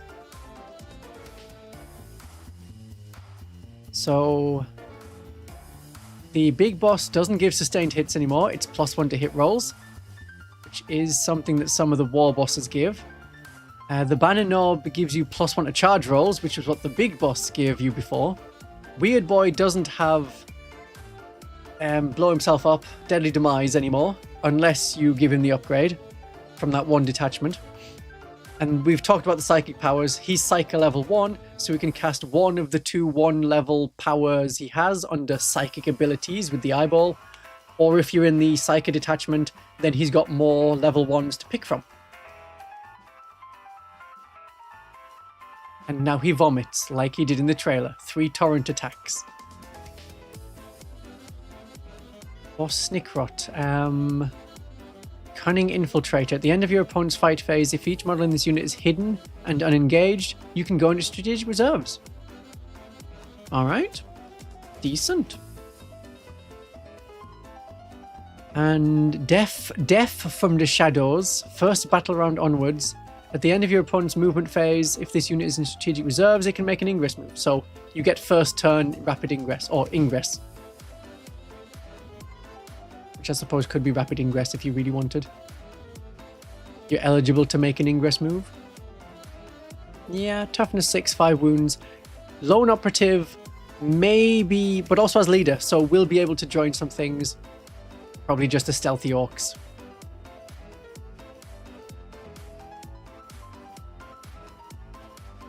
Yeah, Bannerknob isn't great. 11th edition Sisters Codex launches a day after 12th edition releases. That just means we get our 12th edition Codex first. I am hearing a lot of people saying, come on, just bring on a 12th edition. And there was quite a bit of that in the start of 10th edition. Like, oh, I prefer 9th edition. Or, hey, could you give me back my psychic phase? Now they have. But still, people are saying there's a lot of bloat. There's a lot of these rules half work. My codex will not feel complete until the end of the edition, until there's a big refresh. I do think that there's a lot of... They're going too fast. 3 years is not enough. We've known this for a while. It's slowly. It's a very gentle change, codex by codex, to change it up. If every faction gets a codex this edition.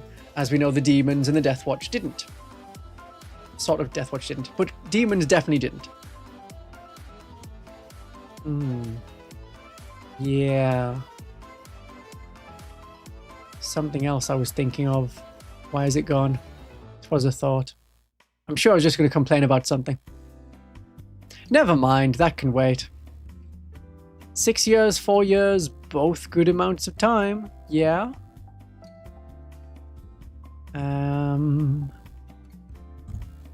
Oh, it says I need to spend these before the end of the month. I don't think I'm going to live stream before the end of August, so have more memberships. You can use lots of emojis when you have the memberships. That's fun. It's a thing. Maybe Demons after Space Marines could be. Maybe. Yes. Oh, I know what I was going to say. I think I'm holding on to the thought. Yes.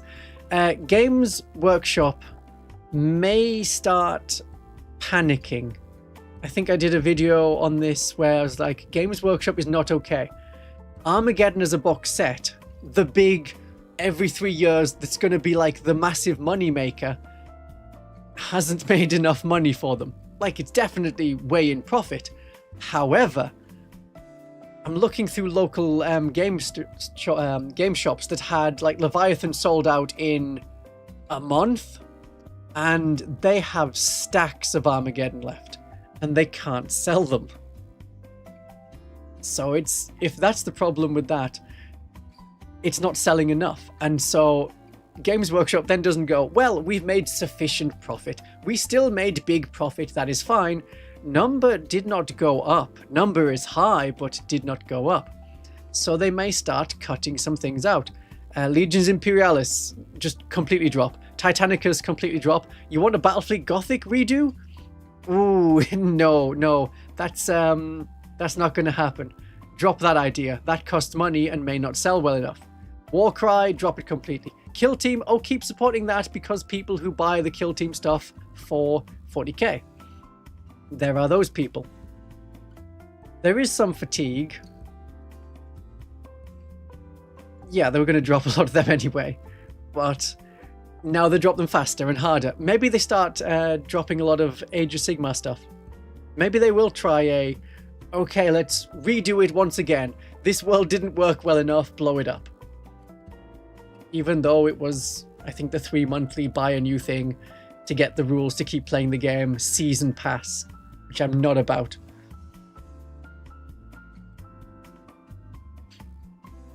Exodites didn't sell out? I have seen quite a few of them on the shelves, but I thought they were doing all right. Yeah, Age of Sigmar tournaments are very small. They did one at Warhammer World, which was 16 people for Warhammer World, and I don't think you had to pay to enter. The last big thing, the Games Expo in the UK, very big event. They had a 40k tournament, like 120 people. They had an Age of Sigmar tournament, 12 people.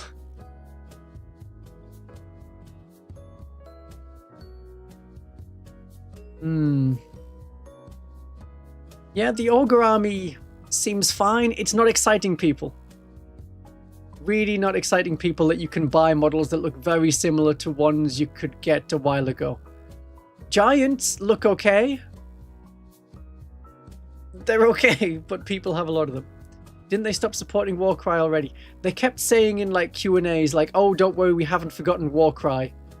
I think they've now forgotten deliberately Warcry. Because there was ideas of like, oh, we're going to have some more warbands coming out. And they have... I can't remember when the last one was. I want to say 6 months ago. So maybe that's where you can claim they stopped supporting Warcry. But it was like 3 or 4 months before that when the last warband was. So you could say, oh, they stopped supporting Warcry in December. Then they didn't because they had a warband come out. Can't remember which one. Yeah, they're ugly. The ogres are ugly and nasty, but also kind of cool. Yeah, the Gargants look alright. You got Lady Gargant, they're gangly Gargants. I think they're fine. I don't see the benefit of like, oh, you've got combat Gargants or you've got ranged Gargants and they throw rocks. Maybe. Hey, why don't you use Titans from Legions Imperialis in 40k as Titans? I tried Warcry and I couldn't get away with it. A lot of the roll some triples and quadruples and stuff. So I've played it twice as well. Not for me. They've kept going with Necromunda though. They continually support Necromunda and have now re-released Necromunda with, are they calling it Necromunda brackets a Warhammer 40,000 Games Workshop skirmish game TM?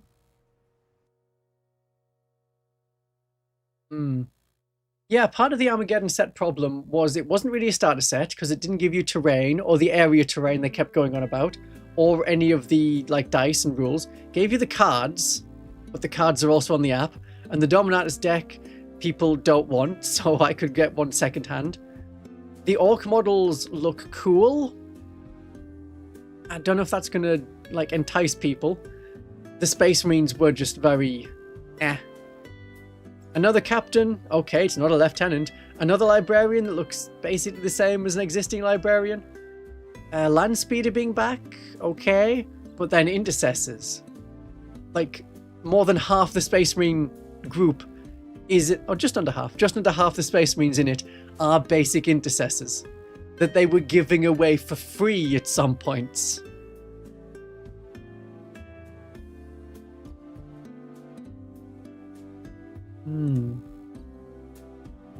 Now, I think the idea of the new Gargants is they are like meant to replace the original giants, but they're not mega Gargants. Wish you could do Age of Sigmar, but my group only does 40k, and I can't afford it on top of 40k. Yeah, that's the problem. Games Workshop has to really mess up for people to be turned away from 40k. Like, really, really mess up. Like, we're talking instant 50% increase in prices, and everyone has to play tournaments. Yeah, and like a monthly subscription model on top of that. Then people might think, I might play something different. And then Konflikt 47 is probably what they'll go to because it's sci-fi and it's relatively cheap to get into. And if you like older 40k, as some people might, but not everyone might, new players might not do, because you don't roll 50 dice on an activation and then get explosion hits and lethal damage and doom strikes on your dice that let you roll 50 more dice. Rolling dice is fun. But I'm okay with rolling like 3 important dice, and that's fine. One-page rules is okay. If one-page rules existed without 40k, I mean, one-page rules is just a different version of what 40k is, a way to think about it. If that's not being too unfair to the people who screech about one-page rules. It's a fine game. It's got the way you can build your own army, build your own units. That's all really nice. But it only works as an alternative to 40k. If you don't like 40k, you're not going to like one-page rules. Unless it's something about the culture of 40k you don't like. Yeah, 1,000 points is nice. 1,500 points, also nice.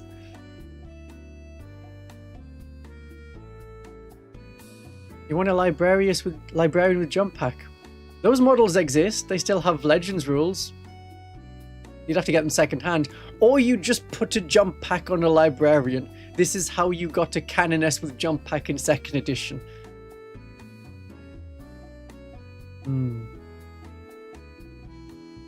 And Battletech is its own thing. There's 2 different versions of Battletech. Ooh, now we got to the healers. Right. So, see, we just alternate between chatting and also some orc stuff.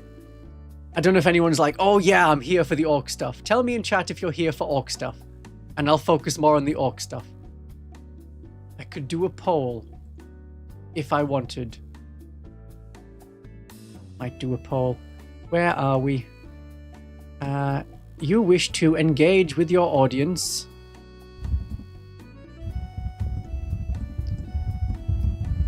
I do wish to engage with my audience.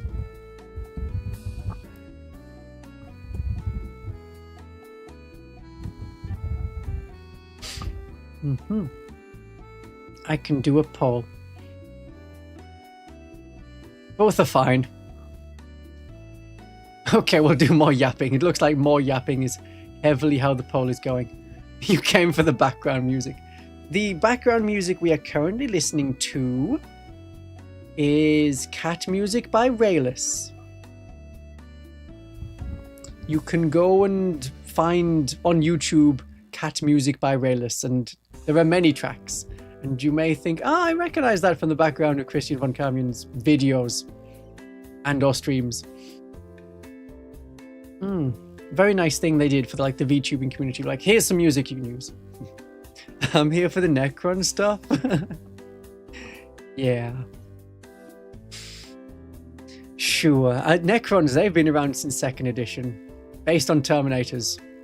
Decent. Is it music by cats or for cats? I think it's music by Cat. He is Cat. Okay.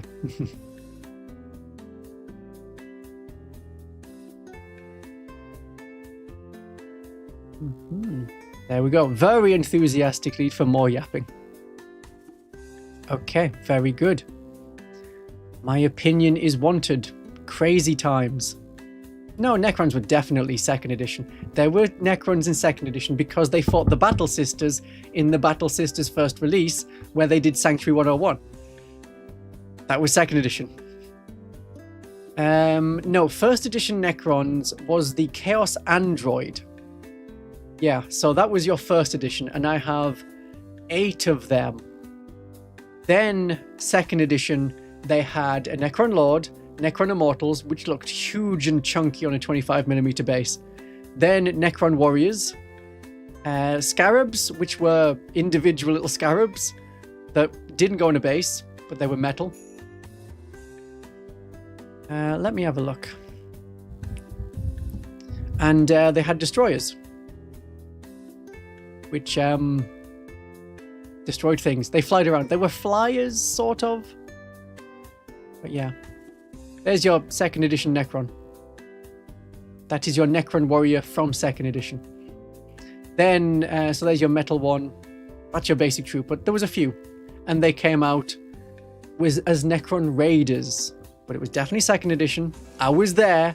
1996, 97.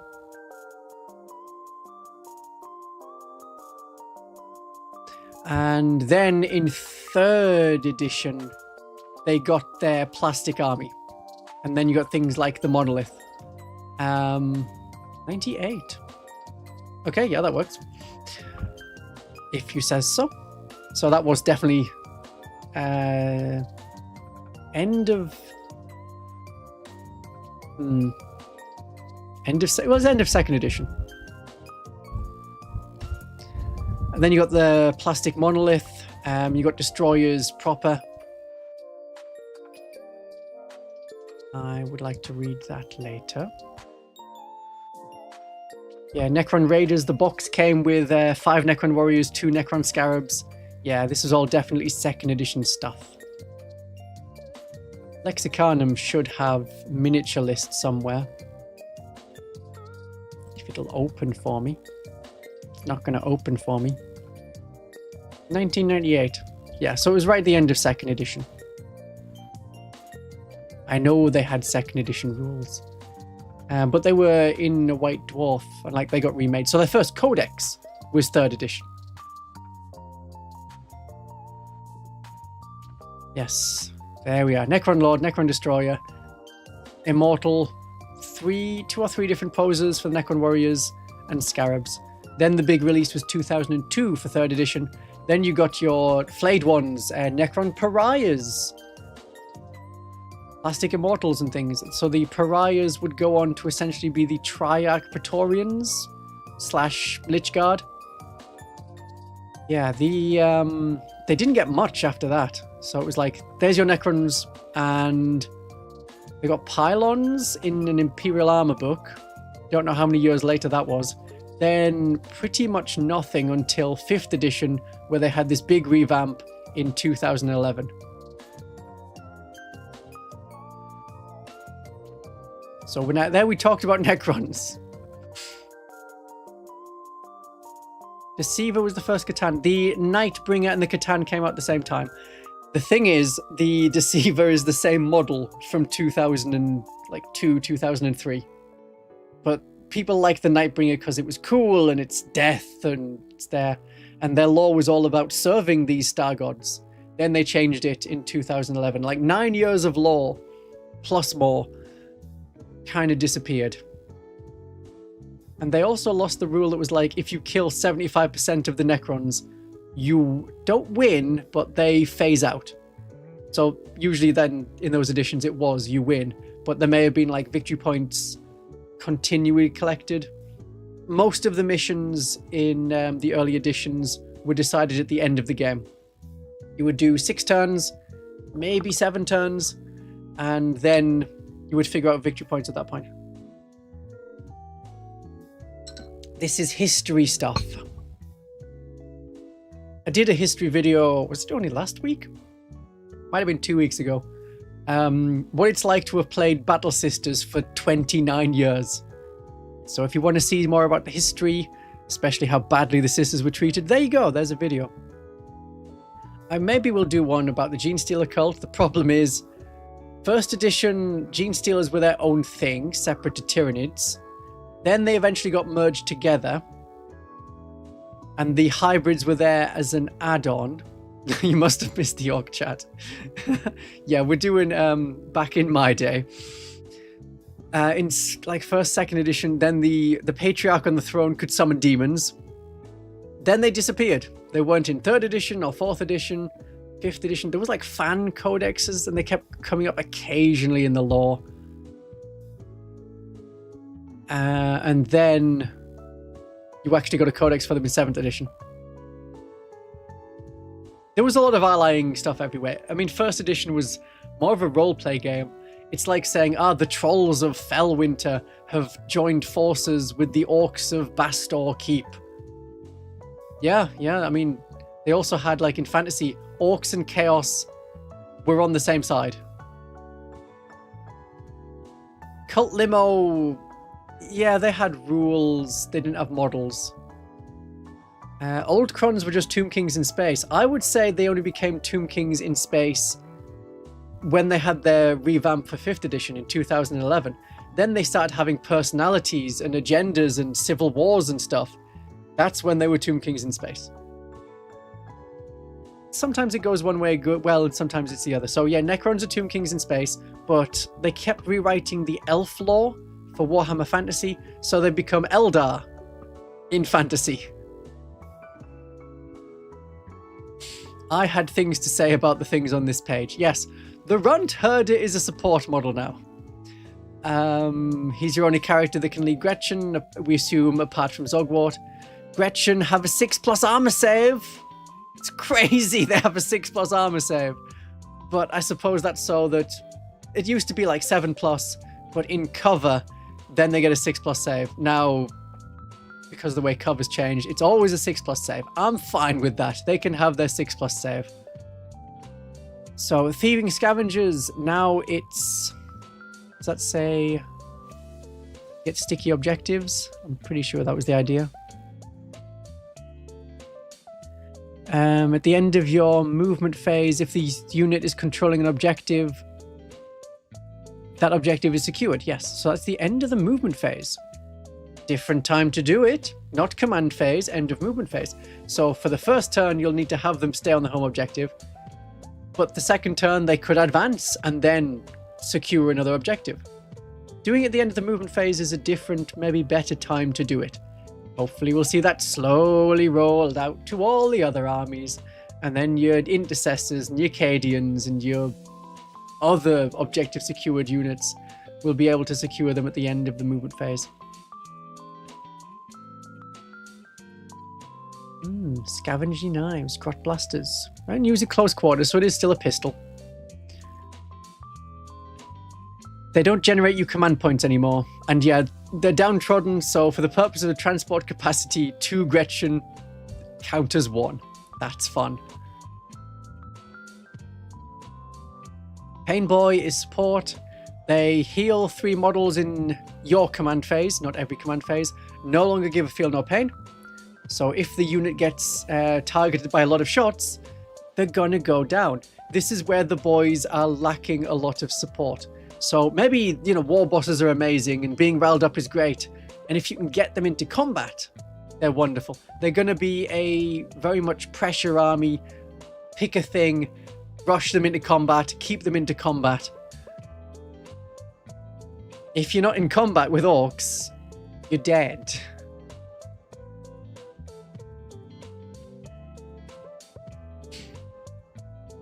The pain boss is another weird one.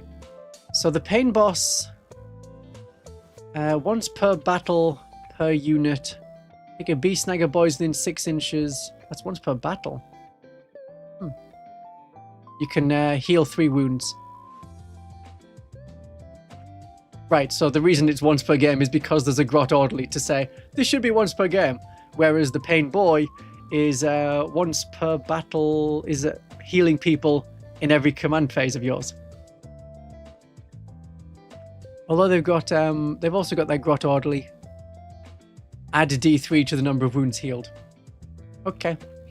So if you get to do it one time on a unit of 20 boys, you can heal between 2 and 6 of them. Does it add 3 or does it add D3? Trying to make out the fine print. Add D3. Oh, and otherwise you add 3. So it's 3 plus D3. So between 4 and 6. Very good. Right, what else can the pain boss do? Oh yeah, the pain boss, while this model is attached to mounted units, it does not have the infantry keyword. It has mobile and mounted, has +6 movement. So he's running really quickly and joins up with the beast snagger, the mounted ones, the squig hog boys. That's gonna look weird, but there you go. Hardy Bionics attacks the target. This unit with a strength higher than the toughness are -1 to wound. Are they dropping the toughness of the squig hog boys? I think they might be. If I look at my notes, I'm pretty sure that they did change it up. But it's weird this guy can pretend to be mounted. But things like remove infantry as a keyword for this unit, you might see that on datasmiths in the future.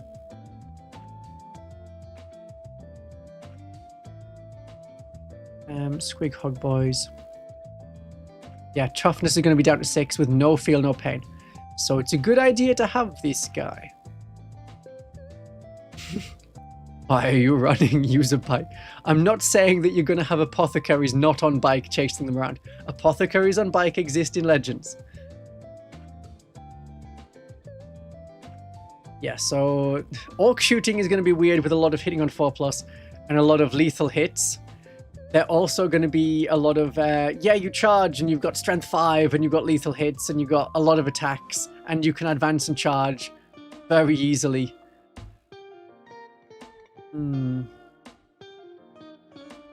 It depends on the points. I've always said it depends on the points. But we may see nastier boys, but easier to kill boys. And they were already relatively easy to kill unless you had the right characters with them. Now, even with the right characters with them, they're still relatively easy to kill. Just sometimes they might get back up.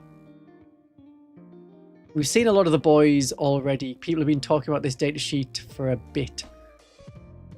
Especially when it's not the same as the Armageddon one, because, you know, Strength 5 all the time. Knobs with 3 wounds. Yeah, +1 to hit with the ammo run, once per battle per unit. Place any number of ammo runs tokens next to the unit. How many do you get?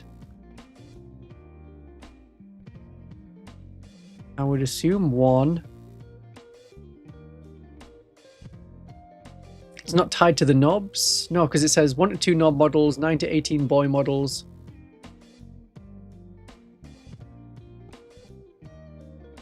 Which, yeah, if you wanted to have 11 models, then you could have 2 knobs. And, I mean, no, that sounds weird. That definitely sounds like, from the unit composition, you could have 2 knobs and 8 boys. No, you can't, because you need to have them more.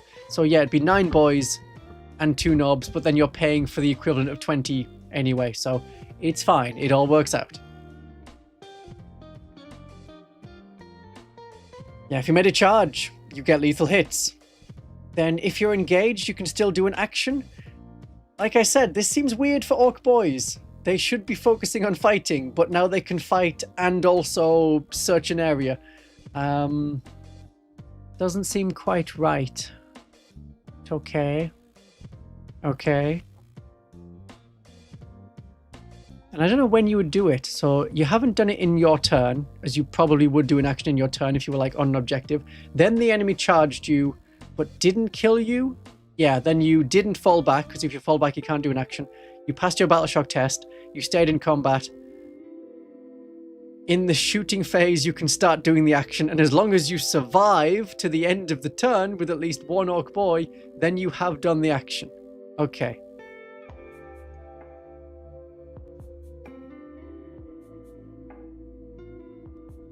Right, yeah, it doesn't matter how many ammo runs you have. It's once per battle, per unit. Okay, so there could be 100 ammo runs, and it does nothing. Well spotted. Orcs are already dominating the meta. But so are like Chaos Demons and Dark Angels are like Space Marine Plus at the moment.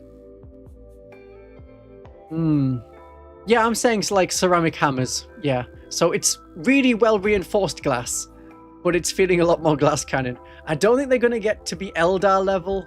They haven't got the teleporting shenanigans despite the teleporting. They haven't quite got the speed shenanigans, even though they can reroll advance rolls, even though it seems relatively easy to throw an advance and charge, and to feel no pain, and a 5+ invulnerable save, because they get riled up. If a war boss says you are riled up, then you are riled up, and you get your 5+ invulnerable save.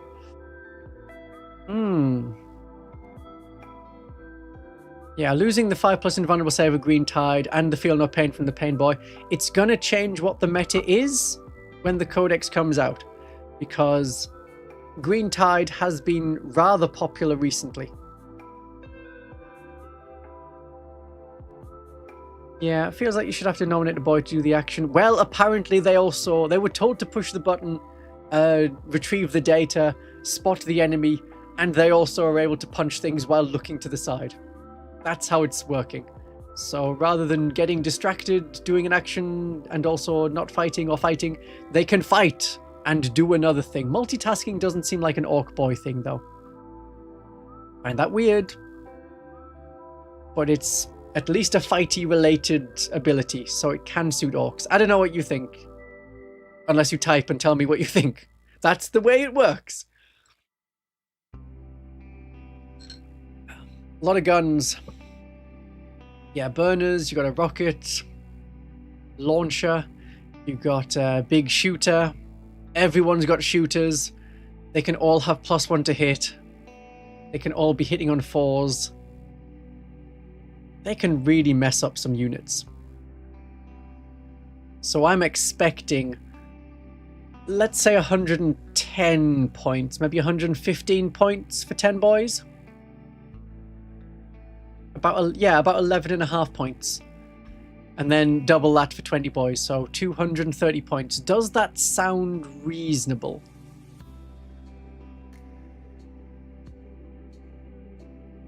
Maybe. Yes, they lost objective secured, but the Gretchen have got objective secured instead. What the Gretchen have lost is on a 4+ gain a command point. That could be it. Yeah, I mean, that's not the way it's worded for the name of the ability master, Chef. But boys having lots of hidden grots, like all these ammo grots, they've got to do something. Maybe little squigs around them do it. So you can have hangers on. Oh, I think 90 points for 10 is cheap. Remember, like Battle Sisters, Cabalite Warriors are all around 100 points for 10.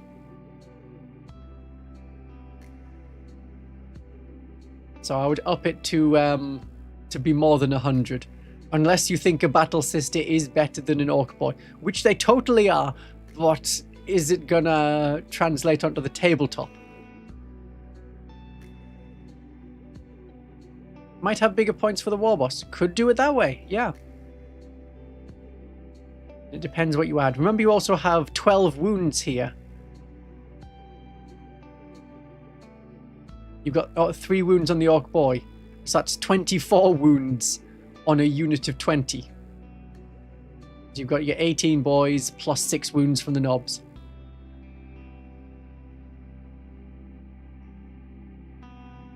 Power Claw any better? Power Claw now hits on a 3+. Used to hit on a 4+. Used to really annoy people if I did like -1 to hit. Oh no, Power Claw hitting on 5s. Ugh. Custom Chopper is 1 more attack, but at half the strength. That's maybe a better trade-off than before. Or you can think of that as the Custom Chopper is... Oh no, that's, yes, like what they have anyway. Let me see what they've got. So every knob has a Custom Chopper and a Custom Scorcher. The knob can change their Combi Scorcher for a Custom Shooter or a Combi Rocket. Anyone can have their Custom Chopper replaced with a Power Claw. If you want to have... So you can have Gun and Claw. If you want to have the Big Chopper, which is 4 attacks with Cleave, Strength 7, -1, 2 damage, then you have to give up both your Custom Chopper and your Combi Scorcher. Right.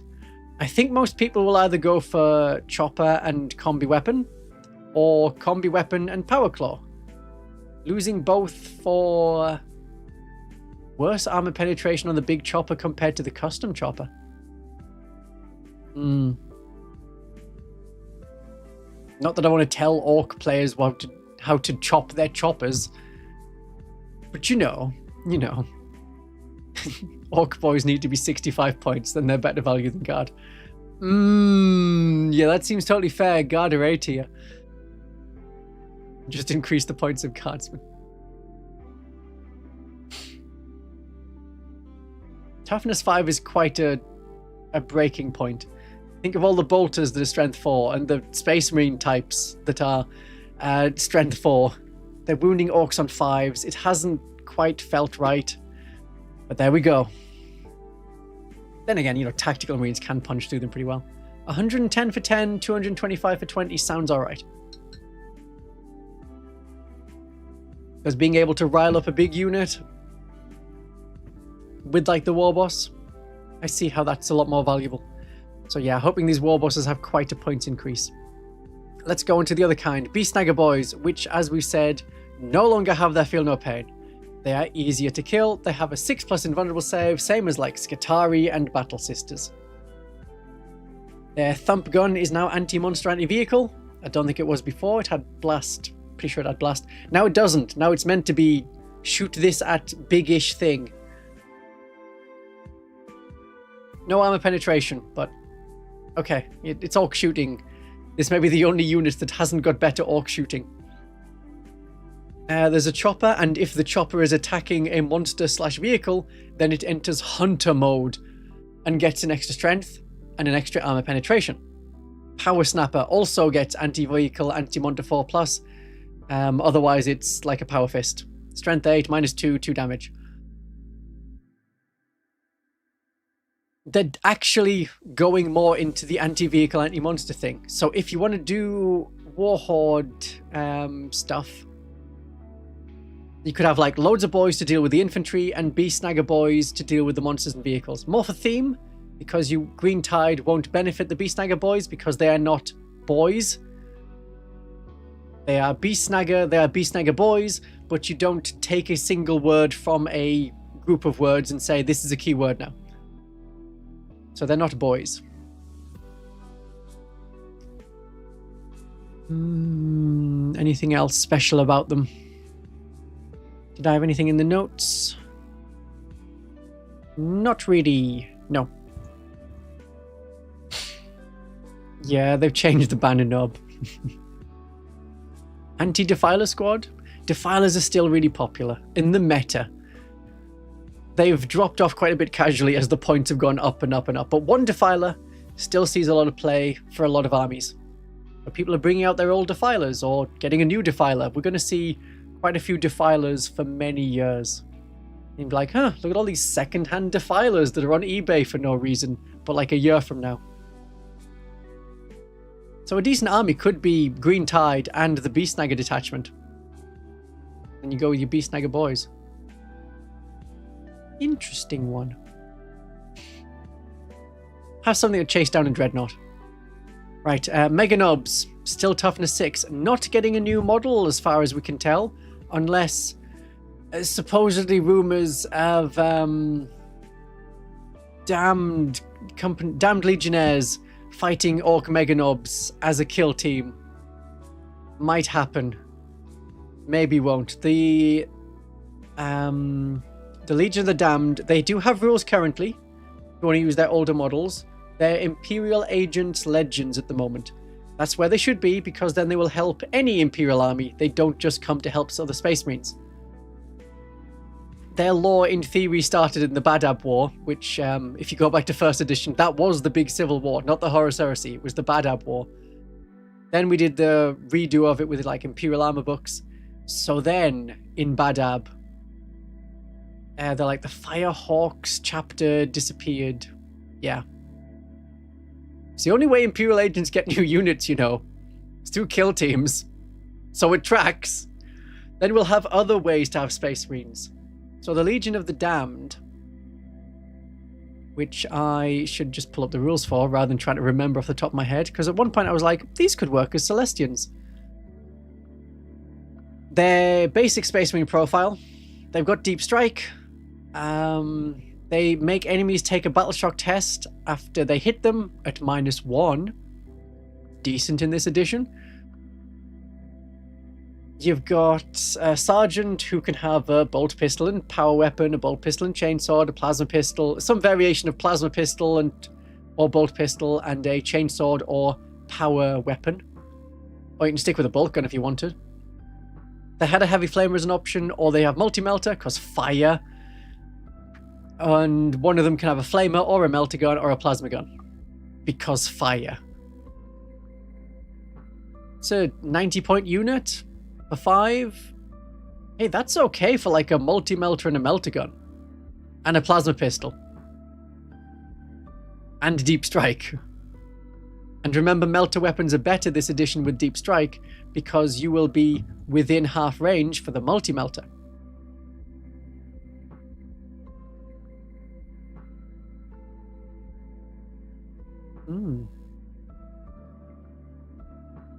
Mega Nobs coming in a 3-pack. They could do like a unit of 6, but can be fielded as a unit of 5. So they could do 6 Mega Nobs against 10 damned Legionnaires. That could be a way of doing it. There was a lore thing in the lore book that came in the Armageddon box about the Legions of the Damned turning up on the Mannerheim line, which is a place you can fight in the Dominatus deck. And they helped the Guardsmen against the Orcs.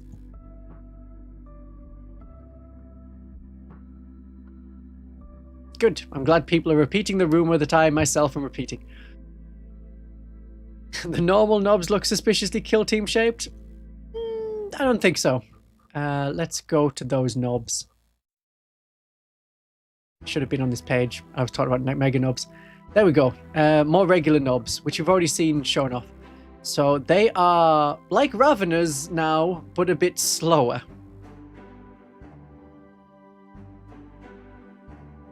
They are 3 wounds each. They've gone up from 2 wounds.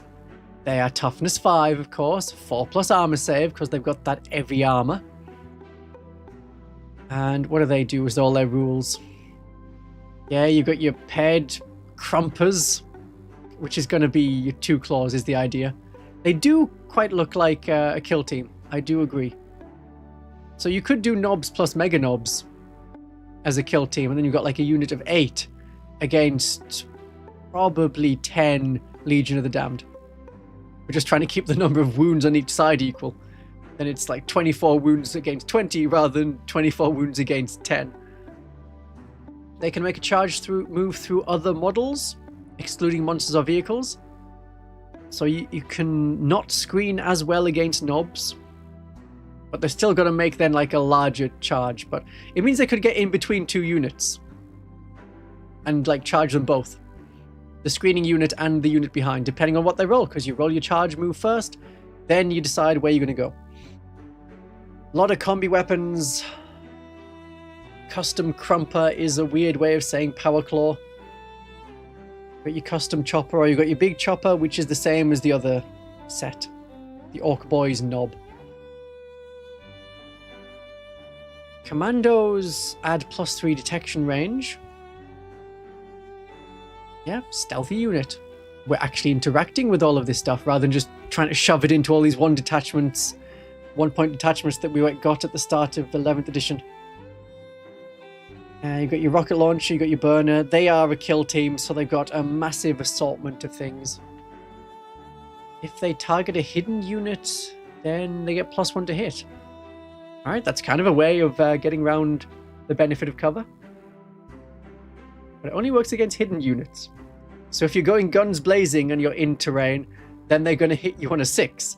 But if you're hidden and you're not shooting, then they find you, then they're going to hit you on a 5. -1 ballistic skill, +1 to hit. Right, then the flash kits, they've had their profile changed. So they're no longer point and murder, or lots of shots, getting more shots, was it the closer they are? Or getting more AP if they shot the closest thing? Including on like Overwatch. Do they have rapid fire? No rapid fire. So they've got the cutter version, which is a melter shot, 12-inch melter shot, but only D3 +2 damage. But with melter, so it could be D3 +4, so you could get 7 damage. Reasonable. They're hitting on 4s. They're all hitting on 4s. You got your Dakar version, which is lethal hits, but not against monster vehicles, and also sustained hits. 3 shots, damage 2, -1 AP. Or kill shot, which is hazardous, strength 8, -2, 2 damage. So that's probably what you're going to want to take out Space Marines. More chance to wound, higher armor penetration. And +1 AP if you're on an objective or the enemy's on an objective. Is that Storm Boys poking out? Old models. Quite old models there. Looks like when they do a charge, they have an option of +1 attack and strength, but they get hazardous. It's kind of funny. Yeah? So that's like a dive bomb attack, but they might explode. Also, 3 wounds on the knob. Yeah, they must be very old models. Breaker Boys and Tank Busters. We mentioned their detachment where they get a bit better. The mech gun is a more weirdly changed one. They now do debuffs. There's actually quite a few debuffs in Malice. I mean, I say Malices, but people don't know what I mean by Malice. So debuff is the word we kind of use.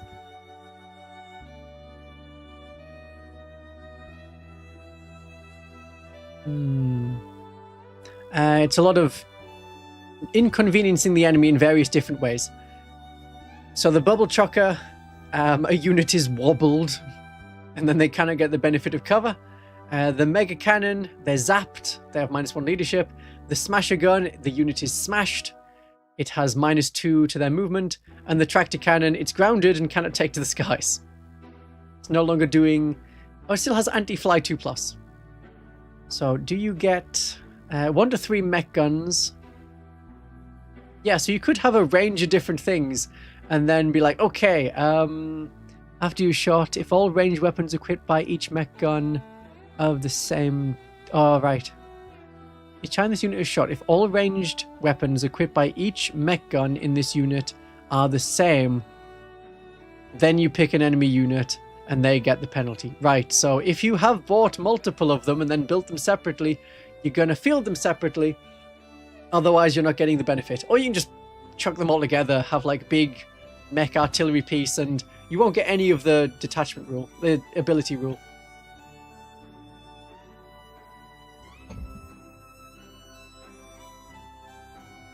Did we say that the mech, still got the bombs on the commandos? Yeah, bomb squig. Once per battle per unit. I thought they had 2 bomb squigs. Maybe I'm thinking of the Squig Hog boys. I probably am. Do the knobs have ammo runts? Yes, they've got ammo runts. Once per battle per unit for any number of ammo runts. Can I find the Squig Hog boys? Have we done the Squig Hog boys yet? I don't think we have. No, we haven't. Alright, let's move on to the war bikes. War bikes? War tracks. Okay, so the war track, it's not a support unit anymore. Very briefly, it was a support unit that you attached to the war bikers. Now instead, it has a kind of like a 9th edition thing. If it's within 3 inches of a Speed Freak unit, excluding other war bikes, it has lone operative. So you're meant to put it near to war bikers. It gives, if you hit something, Speed Freaks get lethal hits. A lot of lethal hits going around. Is it only the shooting phase? In your shooting phase, that unit is busted. And since it doesn't say an end point, it is the end of the phase. Warbikers don't get extra AP when they're nearby. They get +1 strength and damage when they charge. A lot of guns. Custom chopper, dual combi rocket on the knob, and a dual Daka gun on the boys. Still a lot of shots. Still got lethal hits. Still got assault. There's no way to like resist or prevent lethal hits, is there?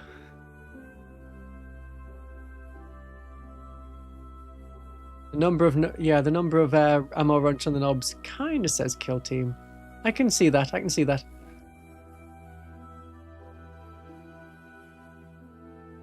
It comes with 3 Gretsch when you use only 1 for the ability. Could be that they made the rules separate to the models, because sometimes you could see they were really shoehorning in, like, oh, okay, there's 2 little token people added, so twice per game they can do a thing. The Amble has 2 little worms, so twice per game it can do a thing. Amble doesn't have rules in 11th edition, which is kind of sad. Unfortunate. Death Copters look about the same, almost the same. If it made an ingress move, you get +1 to hit, to go with the lethal hits. Roll 6s is how you do it, but you could roll 5s or even 4s on the orcs. Very nasty. Yeah, we've got the Squig, Rocket Truck Squig Buggy is still around. The War Buggies is a generic one, so we may see the the Daka Jet, but on the ground. And is it the mech one with the yellow one with the special laser cannon and the ability to teleport itself? They should get Legends rules and be their own thing. Because the War Buggy, you've either got the Rivet Cannon or you got the Flames? It has 1 extra Daka, 1 mech special, 1 spiked ram. They can have their mech special change for a Rivet Cannon. Right, so it's covering 2 of the 4 things. And then you add on, I suppose, the Squig Buggy, and you got 3 out of the 5 different buggies you could make. So if someone had 3 of everything, not so good. Because the War Buggies are now mixed together as 2 different things. Nice that they've said, hey, War Buggies and War Tracks are, back. They come back. Just only by renaming the War Buggy. So if you have the 2nd edition War Buggy, I guess it's now armed with either a Rivet Cannon or the Mech Special. Are people sad about this? Maybe. The Shock Chomp Dragster is now Legends, yeah. You do a Caves of Ice? Yeah, you could do. Caiaphas, Cain, and Namble. Yeah, Orc shooting could be nasty. which I don't like. They're not meant to be good at the shooting. They're meant to do the combat. It looks like they do the combat really well. Lethal hits all the time on everything. And also in several detachments, sustained hits as well. Oh, they will fold, but they're gonna hit a lot of things first, which is where the knobs that are able to break through screens will be valuable. So Squeak Hug Boys, toughness 6, no more feel no pain, which I really, really hated. Still a 4+ save, still got 3 wounds, 4 on the big knob. Bomb Squig, now only once per game per unit, not twice. Maybe they did only have 1 Bomb Squig. I'm pretty sure that the Commandos had 2 bombs. I think that was right. They also had like a host of other abilities based on like the number of Gretchen they had. There are like a lot of abilities. This is why the game is taking longer. 1, 2, 3, 4 different abilities for this unit before you've added any characters or put them in their chosen detachment. Nasty stuff. Hard to use. Nasty boys, horrible boys. Yeah, you know, a lot of this stuff is kind of cruel. High hit chances considering orcs. Lethal hits all over the place, unless attacking monsters and vehicles. They should be high in points, but they may not be. Is there no death roller? You got a gun wagon and a battle wagon, and your basic truck, which has a new model. I don't think people were like unhappy with the previous orc truck.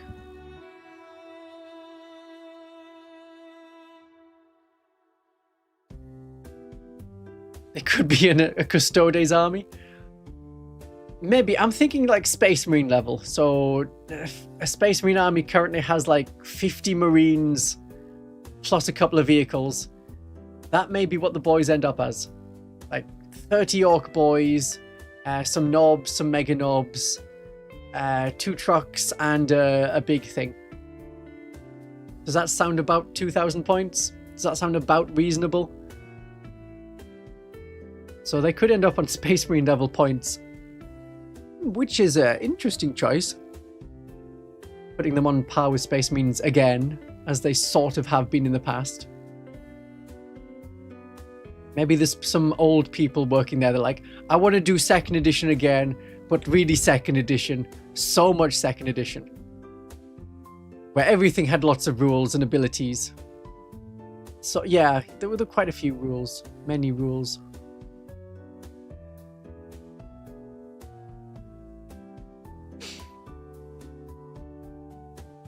They both lost the death roller. Prediction is Bonebreaker will be added later on.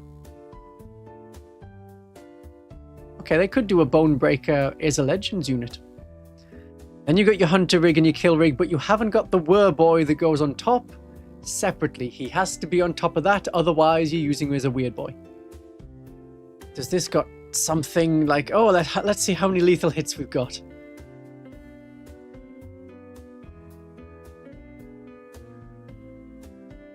Sorry, I'm coughing.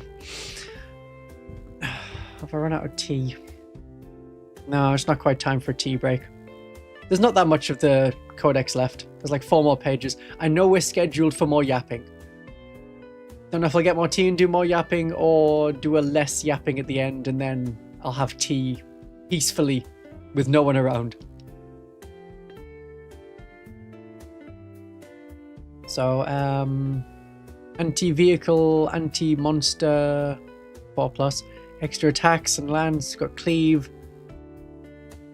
No, we haven't got any lethal hits. Very restrained on the lethal hits. But there's your psychic power. So the Legends rules for the Werboy might be these, but not on the kill rig. So Warpath, the unit's melee attacks have lethal hits and psychic. Beast Sense. Disembarking attacks. Okay, it won't be the Werboy by himself. They get +1 to wound until the end of the turn. All the attacks that target a monster or vehicle. Okay, so shooting attacks as well. Wow, we've got like Ork boys hitting on a 4+, wounding vehicles. on a 5+. That's totally fine. Yeah. And you see they've now got this little skull underneath the wounds. It's kind of tiny, I don't know if you can see on the picture. In their core abilities, they have damage 6. That is there to remind you when you get to 6 wounds, then you're damaged, then you are -1 to hit. Just as a default. In addition to any like additional ballistic skill stuff and whatnot. $80 for a truck? Is that $80 US? I wonder, can you afford 2 trucks? If they're 80 points, that's $1 for every point. I know it's a bad system to try and calculate, but also that's kind of ridiculous. $85, oh my goodness. Yeah, so 85 points for your truck. Ooh, that seems totally fair. $85 US for 85 points worth of truck. Get the older ones. Get the Gorka Morka one if you want. There's no rules on which version of a model you have to use. So if there's ever a like frame, it doesn't say counted as the frame of the most recently released Games Workshop model. That doesn't matter. You could use your 2nd edition Battle Sister Immolator, which is slightly smaller than the new one. You can use your Gorka Morka Ork Truck, which is smaller than the new one. And you still just go by frame. There's no tournament has ever had a ruling of you must use the most recent Games Workshop released model. No prior models are permitted. Which would be crazy. They'd be like, oh, I have this Orc boy. Like base size. So yeah, base size totally matters. Totally matters. They're not going to do it for vehicles. Not going to apply to any vehicles, no. But, oh, the base size of infantry. Oh, it massively matters. It can mildly matter. Games are not decided by base size.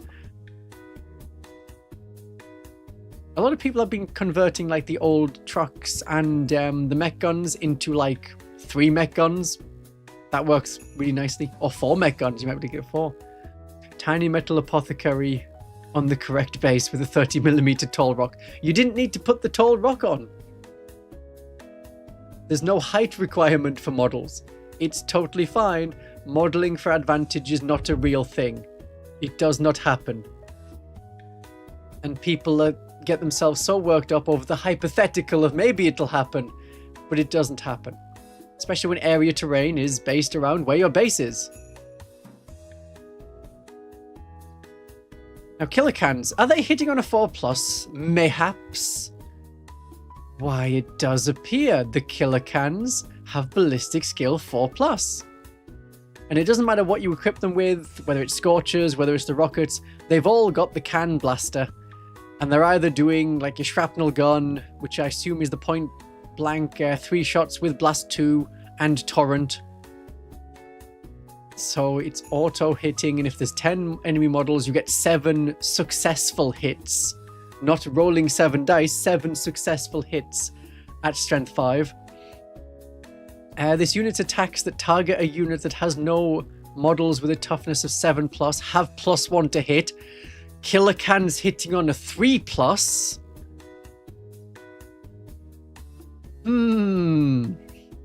And then you put them in the detachment where they get bonus stuff, and oh me, oh my. Only deadly demise 1? Pathetic. Kill shot. 2 shots. Select one of its eligible. Right, so you can, like, if you really wanted and you had them equipped with different weapons, you could say, well, one of them's firing Daka, one of them's firing a kill shot, one of them is doing point blank shots. Or you can say, no, all of them have melters now. Mini melters, they're all doing kill shots. 6 shots. You're probably doing it at an enemy that's a tank, so we'll not say hitting on 3s, but hitting on 4s, so you've got 3 through, and then you're wounding on 3s, so you're getting 2 through. You can do a bit of damage to a monster. More likely you're gonna like blow up vehicles, not vehicles, bikes, more like bikes. Kill rig isn't a vehicle. Is the kill rig a monster then? Does it have monstery rules? I'm assuming it does, because it can't be monster and vehicle. Yeah, it's a monster and a beast snagger and a psyker and a wagon for all of your wagon detachments. So the wagon detachment is still relevant. Okay, killer cans. Looking unpleasant. Way too good to hit. Now that's got grots as a key word. So if I look back at the Gretchen detachment, Grunt Swarm, it specifies Gretchen have battle line, but Gretchen do other thing. Gretchen. Okay, no. So you get nothing special for the killer cans in that detachment. It was worth a look. So they want to be in the vehicle, the Death Dread detachment. Oh yeah, that's going to kill some Terminators. They're nasty shots.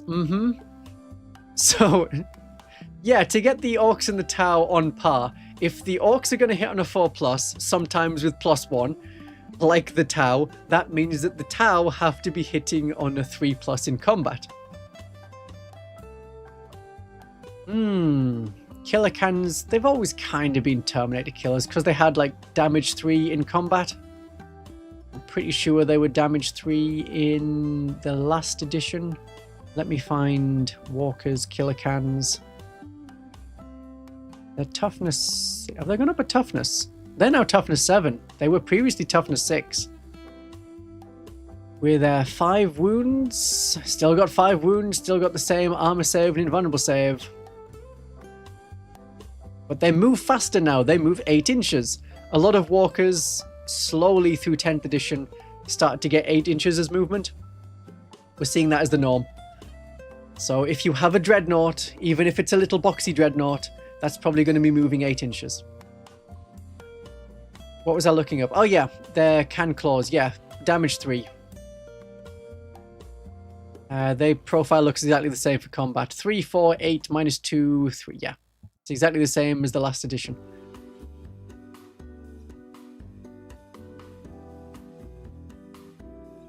Tau might be taking more breaches and rampages. They could be. Kruta not to be underestimated. Go full Storm Shield. It costs you extra points if you do. Or you can have Lightning Claws where you'll more easily wound the Orc Infantry because you'll be wounding on a 4+ with full rerolls to wound. You've got decent hit chance anyway.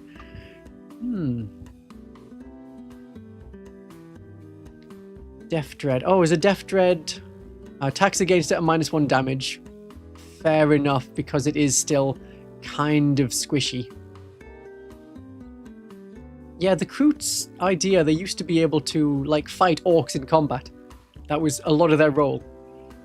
Sort of go toe to toe. They're toughness 3, but they were like strength 4. For orcs, toughness 4.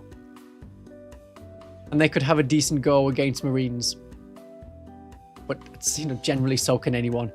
Marines are the middle of the tabletop game for like, this is the average. Then we have things that are a little bit less in some ways, especially like the Guardsmen are lower in toughness and armor save. Battle Sisters have the same armor save, but lower toughness. Then Votan are higher toughness, but worse armor save. Right, the Death Dread has lost their ability to take loads of claws. What have you got? You've got 1 big shooter, 1 Dread Claw, 1 Scorcher. The big shooter can be replaced with an extra claw or a Mega Blaster. Usually the Mega Blaster was what people took because it's damage 3. You get average 1 hit through, but you're going to squish a thing. Or you can have a big shooter for like 5 shots with lethal hits. Don't think their toughness has changed. I think they were toughness 9 before. Walkers, Death Dreads. Yeah, toughness 9 before. And they already moved 8 inches. Yeah, that tracks. Death Dreads were kind of okay. You had to get into like the custom-y ones before they were really nasty. Got 2 guns. You can swap your Scorcher for an extra claw. So you can't have a Scorcher and 2 claws. That's awkward. Some people have built them like that. And you only have 1 extra claw. You can't be like, I have 4 claws and I'm super spinny and killy. So that means that people will have built it wrong. You haven't built it wrong, you'll just have to count as. Hey, it's got 4 spinny claws, but please pretend that it has... Oh, you can do it. You can have the Scorcher. So you can swap the big... I'm trying to look at really fine print down here. You can swap the big shooter for the extra claw. So you can have Dread Claw, Extra Claw, which is just an extra attack, basically. One extra attack with the extra attacks rule at the same profile. But without Cleave. That one doesn't have Cleave. If they gave it Cleave, then you could roll all of them at the same time and it would just be an extra attack. I think they missed a trick there. But okay. Yeah, we're very big into killing lots of Terminators. Yeah. I suppose you could have Dread Claws and then swap the big shooter for an extra claw, swap the Scorcher for an extra claw, have 2 extra claws, each one giving you an extra attack. I think that'd be allowed. I don't think there's any building it wrong. I think that's totally fine. Who said building it wrong?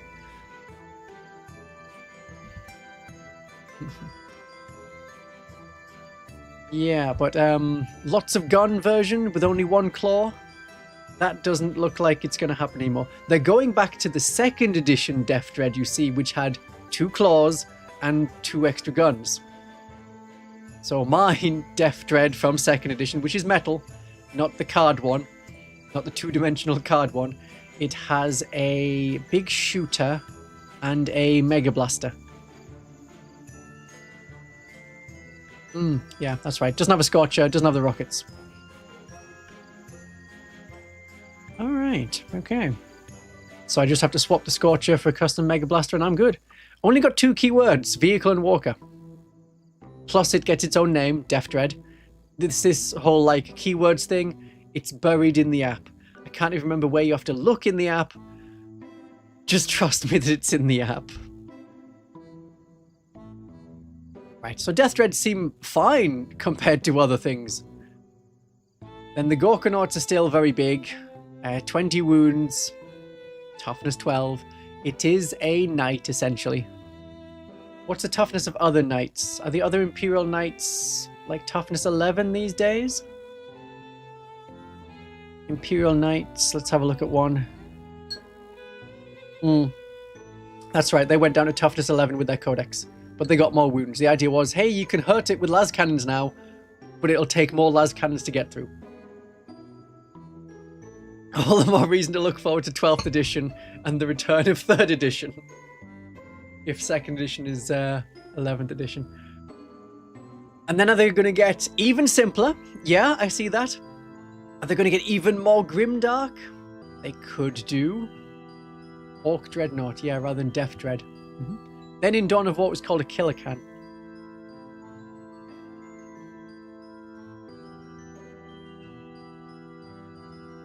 I see.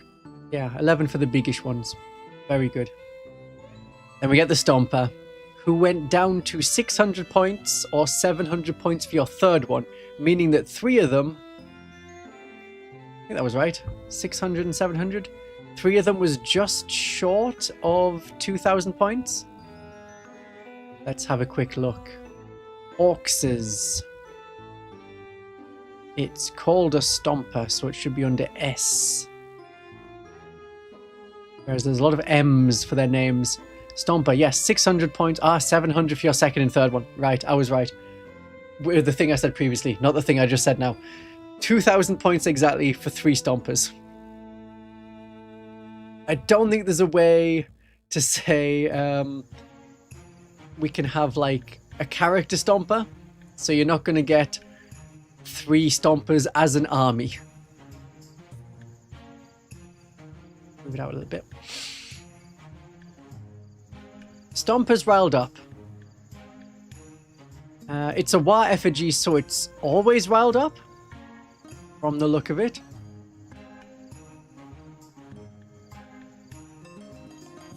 How do you get the +1 to hit? I don't think it's just anything that's riled up gets +1 to hit. Is there a Is it like the Walker enhancement? I know it's towering, so it can get +1 ballistic skill.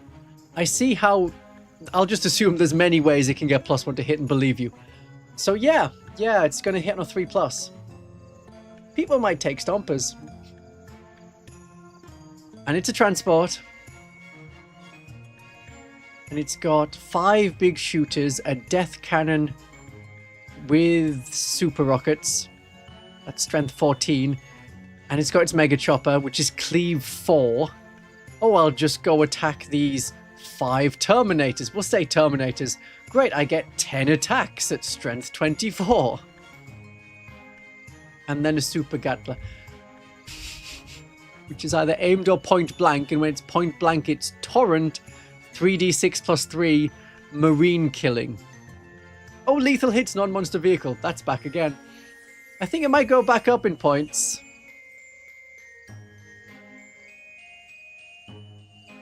Yeah, armor facings are fun. I like them in Konflikt 47, where you're trying to get round the side, or you're turning up in the rear and shooting them. Yeah, armor facings is an okay thing to lose, I suppose. Yeah, it's towering, so it gets the bonus ballistic skill. Plunging fire is bonus ballistic skill rather than +1 to hit.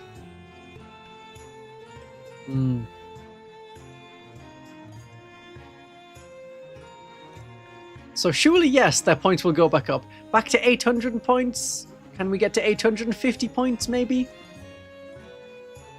And we have many different jets and fighters, which I think I'm just going to skip over. Unless I see something really interesting. No, we've got lethal hits, non-monster vehicle, a lot of that. All roughly the same profile. Yeah, all the same profile. Damaged 4, deadly demise D3. That looks like D3. Yes, so 4 different special rules essentially. And that, skipping over that, is the end. We've done all the orcs. Which means we can now move on to the just chatting at the end bit. I'll just delete that. Is there anything you want to talk about, chat?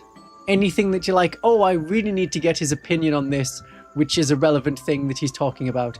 I absolutely need to have him chat along while I'm going through the different links in the description of the video, and I'm ordering a shirt, and looking through and buying stuff from the affiliate links that are cheaper than going through Games Workshop, or when I might get into Konflikt 47 where there's an affiliate link for that, and I'm just going to drop him some money on Ko-fi so that my question pops up as a super chat kind of thing, but I don't get money taken away by YouTube. Oh look, a discount link with a golden maple. Do you want paints? Do you want brushes? You got 20% off with my Vtuber discount.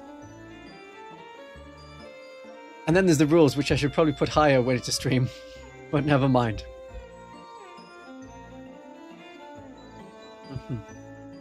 Yes, we absolutely need to nerf the Imperial agents and guardsmen more? Probably guardsmen. Does the Thunderbolt fighter exist in 40k? It might be an Imperial Guard. I mean, Astra Militarum. It might be as a Legends. But I don't know if there has been a model for it. I don't think it exists, no. Aircraft, no, they've got like the Avenger and the Marauder. They've got like 2 different kinds of the Valkyrie. They've got the Aquila Lander. But no, I don't think they have the Stormbolt.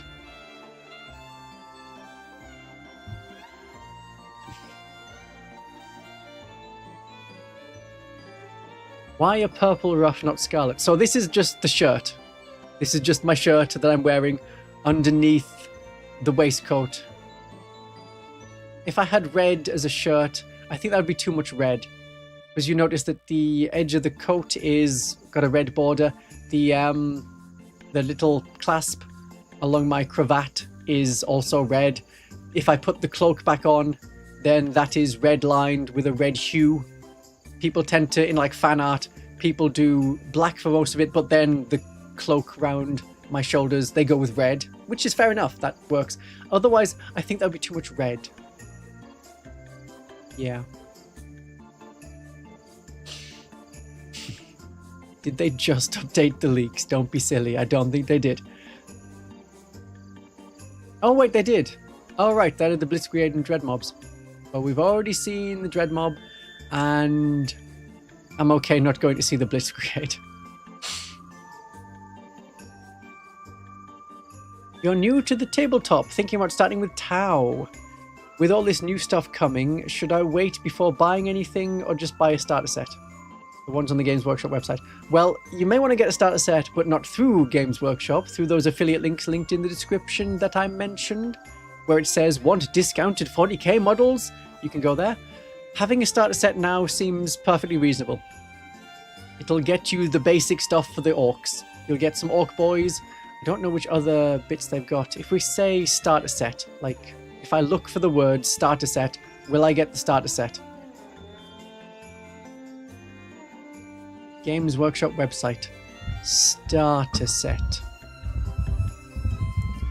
Orcs. So we've got the introductory set. We've got the much more expensive starter set. Is the starter set like half a kill team? I mean half the Armageddon stuff. It's mostly Armageddon stuff. 20 boys, 10 Gretchen, the War Track, Weird Boy, and War Boss. Hey, that seems totally reasonable. And you get terrain with it? Yeah, I'd say that's a decent starting point. Can you get that with just the Orc side?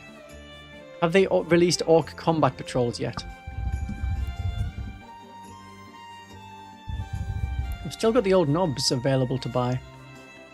I'm not seeing an Orc combat patrol. So that may come later. It'll be fine to get that as like a start. If you're in the UK, then probably it might still be another year. Or they'll like announce it in like January that there'll be a Combat Patrol magazine, which might start a few months later. Yeah, and that'll have basically all of the stuff in the Armageddon starter set, but it'll be, here's 10 Orc boys for £3, or they'll probably do characters for £3. 10 Orc boys for £7. Then you can get cheaper stuff there.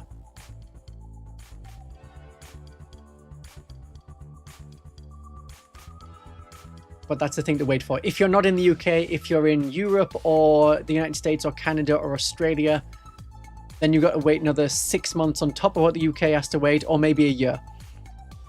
Maybe a bit longer than that.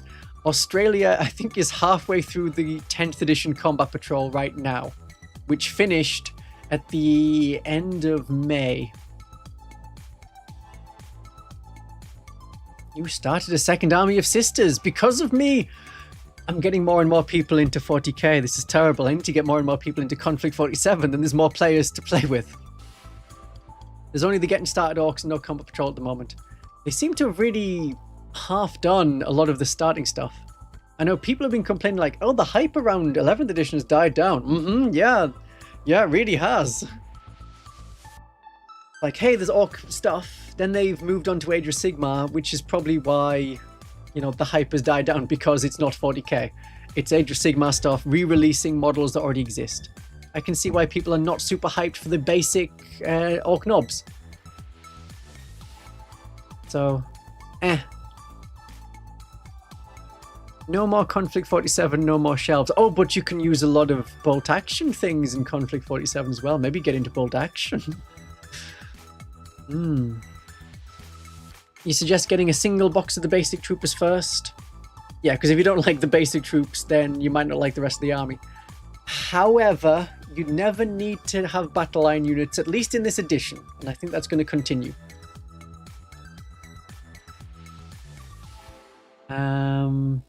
Yeah, I could do. I'll do a Battle Sister video about getting started with sisters next week. I think next week. Yes. If you're going to be joining a crusade, would you get a codex just for the crusade? No, because even though the crusade rules won't have changed, use Warpedia. It has all of it in one place. Just remember to click through to 10th edition, and then you'll be able to see all the crusade stuff, rather than buying a crusade book for Crusade rules. The Crusade rules will be there. If you want to buy a Crusade book, you would do it for the missions. The missions are also on Warpedia. Some of the missions are really fun. I would definitely recommend, if you haven't already decided which Crusade book you're doing, or if you're just doing General Crusade, that's fine. Leviathan is good. Pariah Nexus, I think, is the gold standard. I wouldn't do Nakmud, I wouldn't do Armageddon. Any apps worthwhile to track progress? Not that I know of. There may have been one, but it might be outdated or gone now. I'm sure there was an app. I think New Recruit, if you do 10th edition New Recruit, you can do a Crusade mode for it. But yeah, there's no Crusade rules in the new Ork Codex. We knew that about 2 months ago when they did a Q&A, when they're like, yeah, we're going to strip out Crusade. And I'm like, oh wow, yeah, this edition is really going to be more narrative. But then they're like, every game is more narrative, Christian Von Carmian. It's all going to have a more narrative thing. Then they released a narrative deck, which might change every 3 months.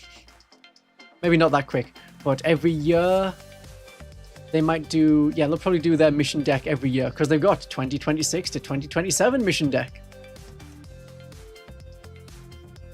You would want to use any army builder thing aside from Games Workshop. Then you don't need to pay to use the Codex points and stuff. War Organ's pretty good. War Organ crashes for me. I can like get so far and then it stops working.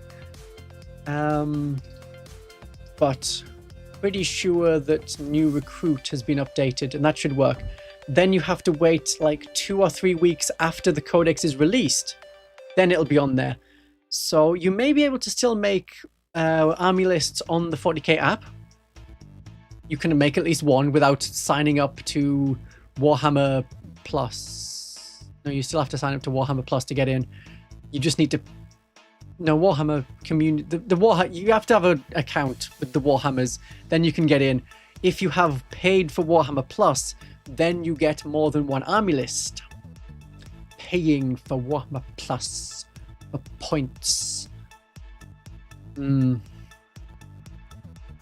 Yeah, there's also people saying, as much as the narrative stuff is going away, the tournament people are complaining, what's with these different missions? These missions are wildly unbalanced. Look at priority assets compared to, say, reconnaissance, or especially compared to disruption, or reconnaissance versus disruption, or take and hold versus disruption. A lot of things versus disruption. It's a lot less flavorful. And something else I might talk about next week. In the newest White Dwarf, in every White Dwarf, they have a mission.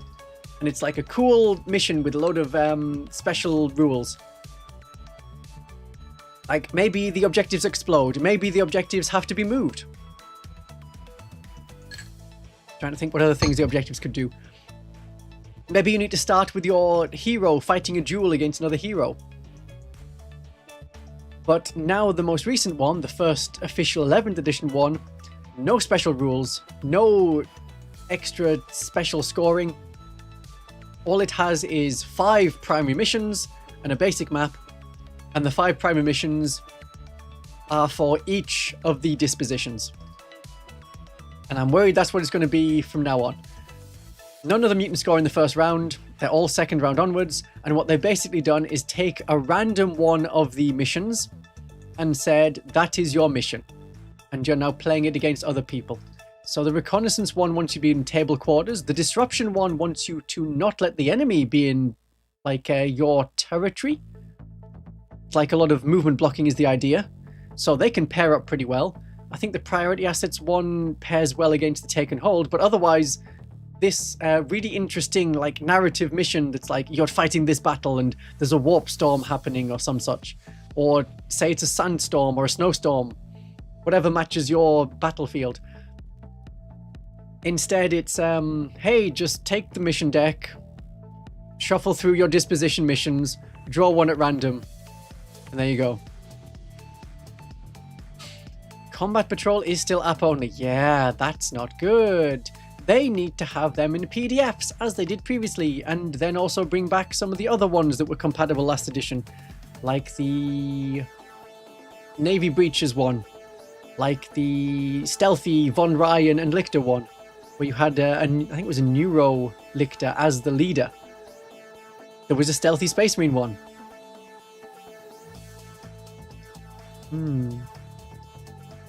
Yeah, you get a special model, but you can also get them on eBay secondhand from people who didn't want their model. It's maybe a bit expensive, but definitely an option. Yeah, losing Crusade is bad. The Dominatus mission deck is okay. It's okay. It's lacking a lot of flavor compared to Crusade things, but when I'm trying to get people into 40k, they can't track all of these unit rules. As we saw there, 4 unit rules for 1 unit. It's too much. Then you got a character for another 2 unit rules, and then all your detachments and your disposition, and you're trying to explain to someone, right, before you start your army, you need to pick some detachments, and from the detachments you pick your disposition, and your disposition tells you what your primary mission is going to be.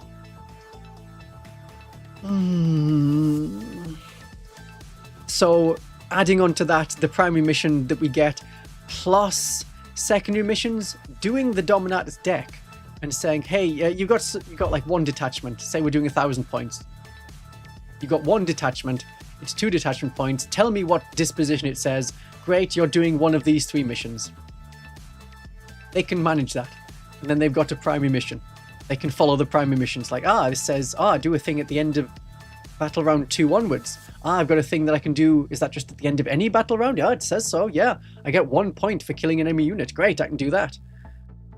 That they can follow, but not 3 or 4 different ways to score the primary mission and also then secondary missions. Army rule with no detachment and choose a mission? That does work, yes. Maybe next week, maybe the next week after, I need to talk about starting, like how to help people into 40k. Because there's 2 clubs I go to regularly. They've both seen a massive drop in the amount of people that are playing 40k. We had like, 10 people were interested to see the new edition, and new players as well. Like maybe 1 or 2 people who knew what they were doing to help them out. And that's dropped to 2 people? Maybe 3 people across 2 clubs? Otherwise, it's people who already played 10th edition, can figure out, yeah, okay, you add some extra rules. I can do 10th edition plus, but you can't take someone from 0 to 11. That's the difficult part.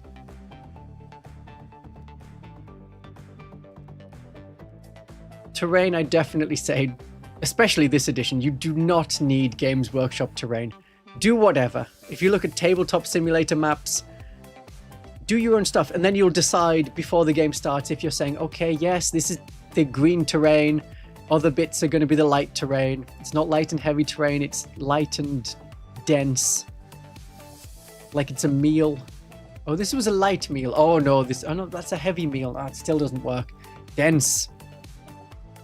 Whoever came up with that is dense. Oh, I'm so witty. Ha ha ha ha.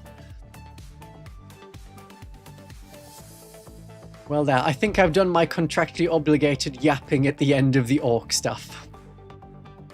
It's been very nice yapping with you and chatting with you, and also good to know I can just come on and talk about stuff. And there's some people want to see the Ork stuff, but mostly people are here for not Orks.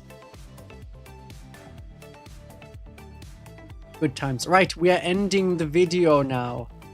If anyone else wants to throw support through Ko-fi, that's very welcome at any time. If you need help with 11th edition, want help with army list and stuff, through the Ko-fi link, I do we'll call it coaching. It's help with whatever specific problem you're having, and I'll sort you out. I'm not experienced enough to do Konflikt 47 stuff with that, but anything 40k, we can do. Mainly Genestealer Cult and Sisters and Deathwatch and Agents, then it works the best. Okay, have a good night, day, morning, wherever you are. Have a great day of 40k.